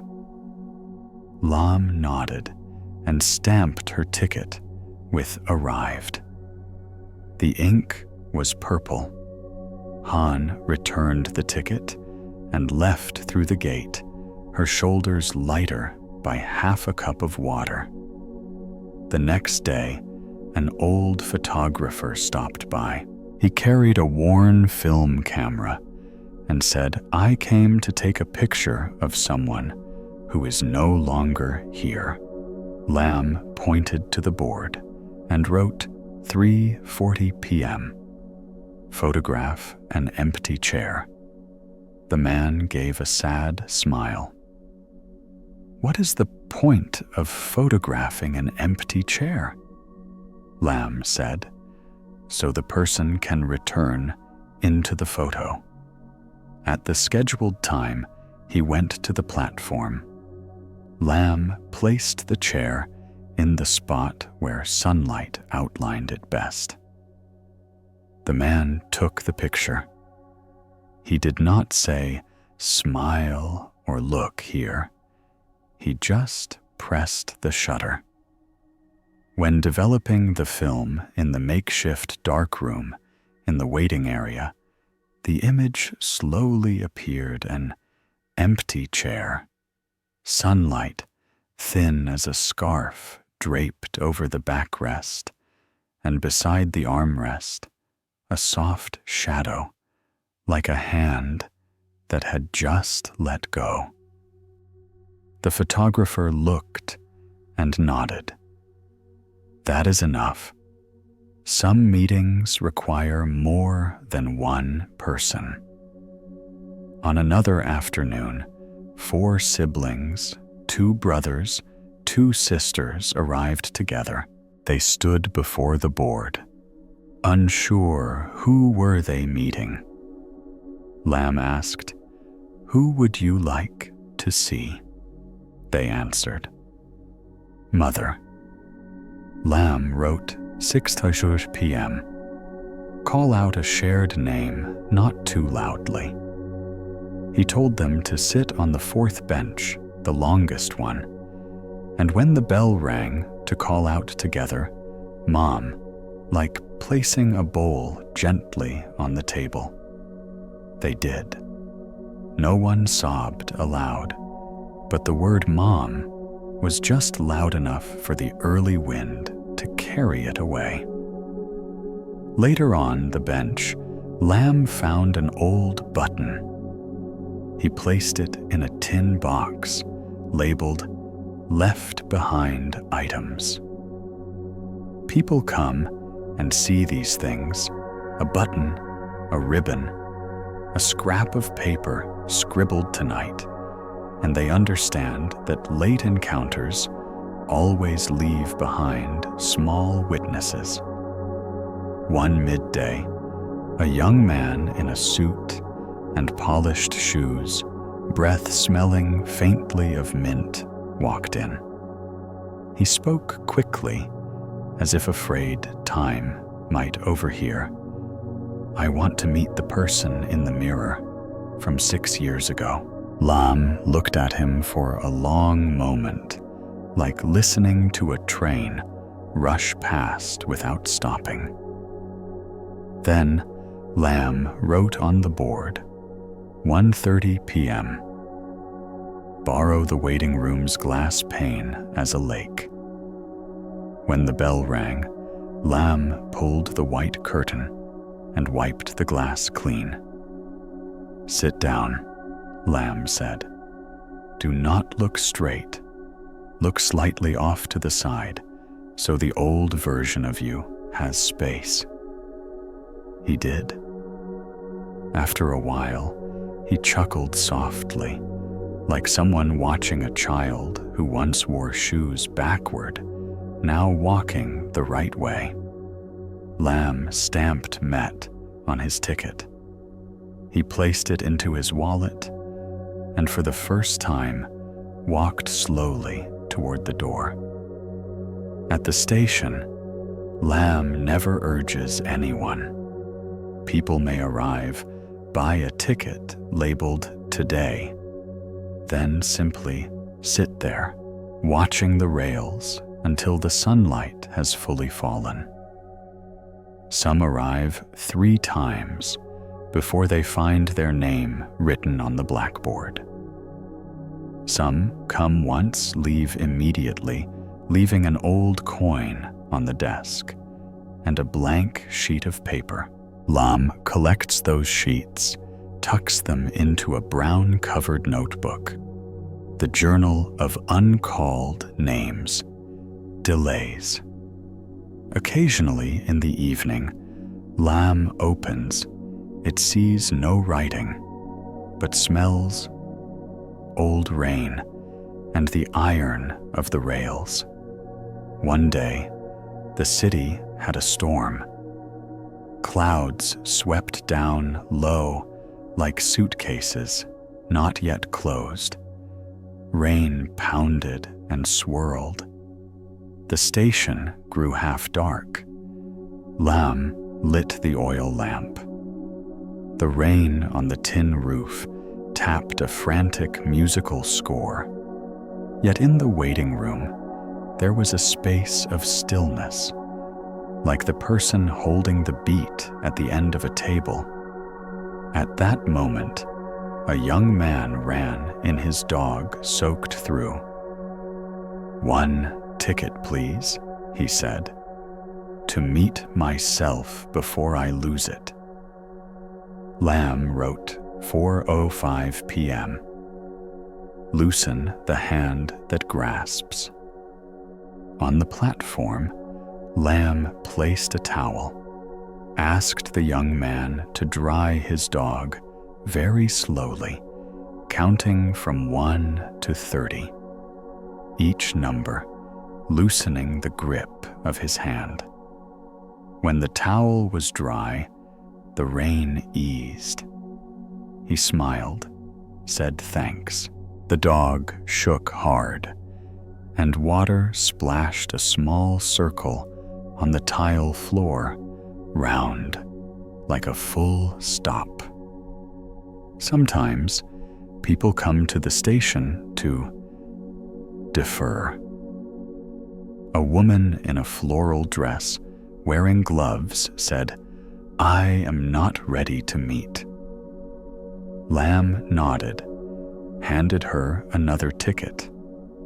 Deferred, non-transferable. This ticket, Lam said, hang it behind your wardrobe door. Each time you open the wardrobe, read it once. When you are ready, bring the old ticket back, and the deferred will become arrived. The woman went home and added in pencil, "Do not forget." A month later, she returned, placed the deferred ticket on the desk, sat up straight, arrived. Behind the station is a small garden. Lam grows bamboo and mint bushes. In the middle of the garden is a low stone bench, its surface always cool like the craftsman's palm. Lam calls it the rhythm-changing bench. If someone is too restless, Lam invites them to sit for 5 minutes, places their bare foot on the grass, listens to ants walking. After 5 minutes, they return to the waiting room and somehow know how to place a shorter question. One dusk, a traveling group wandered in. They asked for water for a place to rest their feet. Lam poured water, offered towels, pointed at the blackboard. 7:10 p.m. Listen to someone else's story without interrupting. They sat in a circle. Each told a short story. When one finished, the next said only, "Uh-huh," and then told their own. When they left behind a checkered scarf that still smelled of mountain wind. Lam washed it, dried it, placed it into the drawer, labeled borrowed items, returned. Each season, the blackboard changes its handwriting. In spring, the letters float. In summer, they stand straight. In autumn, they cast shadows. In winter, they are bold. Lamb writes with chalk, as though writing into the atmosphere. When the chalk is worn, Lamb does not break it into two, keeps the short piece hard to hold, slows the right hand. Lamb believes slow writing leads people to the right place. One day, officials from the railway department arrived. They said they will upgrade. The line may have to close the station because no train stops here. It is wasted. Lamb invited them to sit, poured water, pointed at the blackboard. They read, then quiet. The leader asked, "What does your station receive?" Lamb answered, "It receives people back in time to themselves." He smiled. "That is not in our plan." Lamb nodded, "But it is in this afternoon." They left without further comment. A week later, one of the group returned alone, bought a ticket labeled "Meet the Voice." "Mama." He sat a long time. When he stood, he placed the planned construction sign in the corner, like placing a hammer down in the right place. On the ceiling of the waiting room hangs a round yellow lamp. During the bluest hour of the day, around the moment between afternoon and evening, the lamp is not yet turned on. The sunlight not yet gone, the space hangs suspended between two breaths. That is the hour Lamb likes best. Lamb walks around, picks up a few chalk fragments, lines them up like small paper boats. Lamb opens the notebook. Writes, "Today, one person met their own back as they sat. One person returned the deferred ticket. One person learned to loosen their grasp." Lamb closes the notebook, goes out to the platform, touches the rail. The iron is cool, like the wrist of a child who is asleep. One night, a cold wind. A 16-year-old girl arrived alone. She said, "I want to meet the friend who blocked me."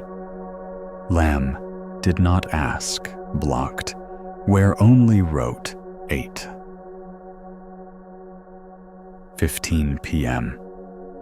Ask a question that does not need an answer.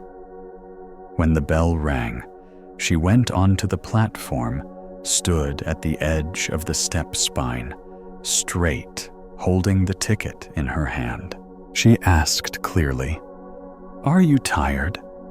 The wind passed by, not answering.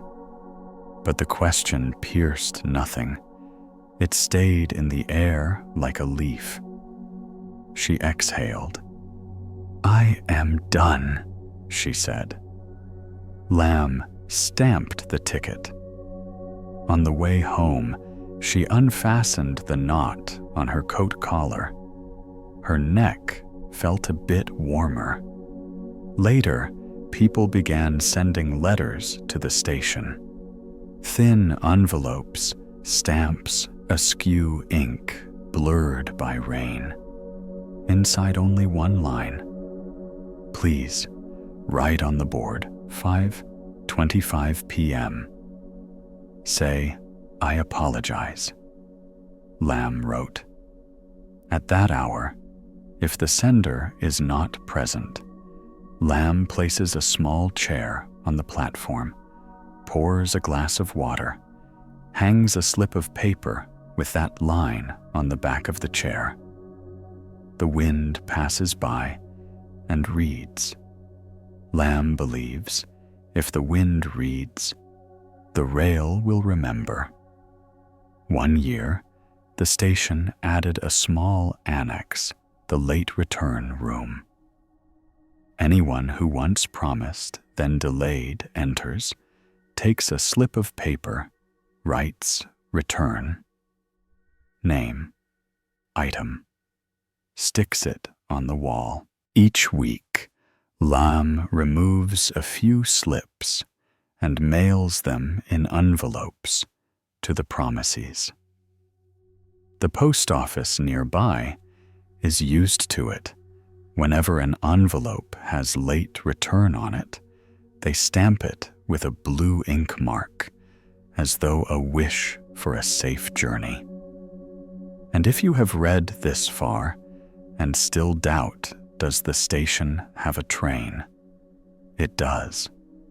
Occasionally, on nights, no one notices a short train of only 3 cars glides in silent, like a big cat. Lamb does not sell tickets for that ride. The people who have waited longest during the day hear a very soft knock on the handrail.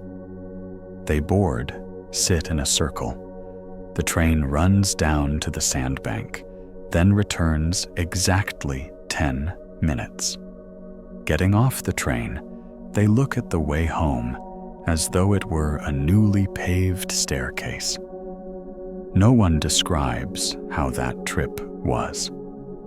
But the next morning, the blackboard often has a small line in Lamb's handwriting, delivered home. If one day you come along carrying your own late meeting, an apology, a thank you, a handshake that never happened, a straight look, you will see Lamb slowly wiping a step or placing a glass of water into the beam of sunlight on the bench. You will pick up a ticket marked late.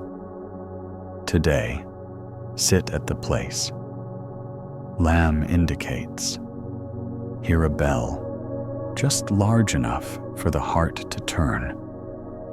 You will step out to the platform, look at the rails, as if gazing at a sentence you once swallowed.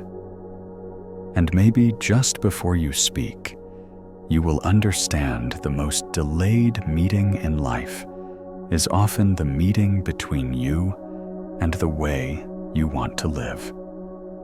When you walk home, the ticket in your hand will soften like a leaf.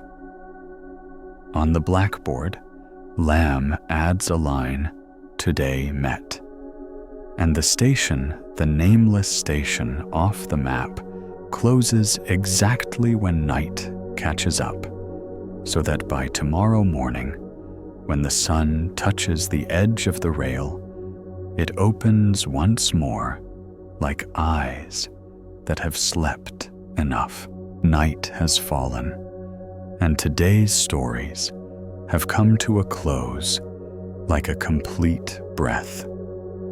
Somewhere, perhaps, in the quiet space between each tale and the silence that follows, you may have found something small, a sense of peace, a gentle thought, or simply a pause in the rush of life. If you are listening to these stories before sleep, I hope tonight's rest will be as light as a leaf, carrying none of the burdens from the day that has passed. And if you are listening in the middle of a long day, take this as a gentle reminder. Sometimes just one quiet minute is enough to shift the whole world. These Zen stories are not just ancient tales. They are invitations. Invitations to return, to listen to yourself, and to learn how to smile, even when life has not yet softened. If these moments have helped you find calm, consider subscribing to the channel. That way, whenever you need a place to come home, to a soft voice, a long pause, these stories can find their way to you like an old friend knocking gently in the night. Thank you for listening.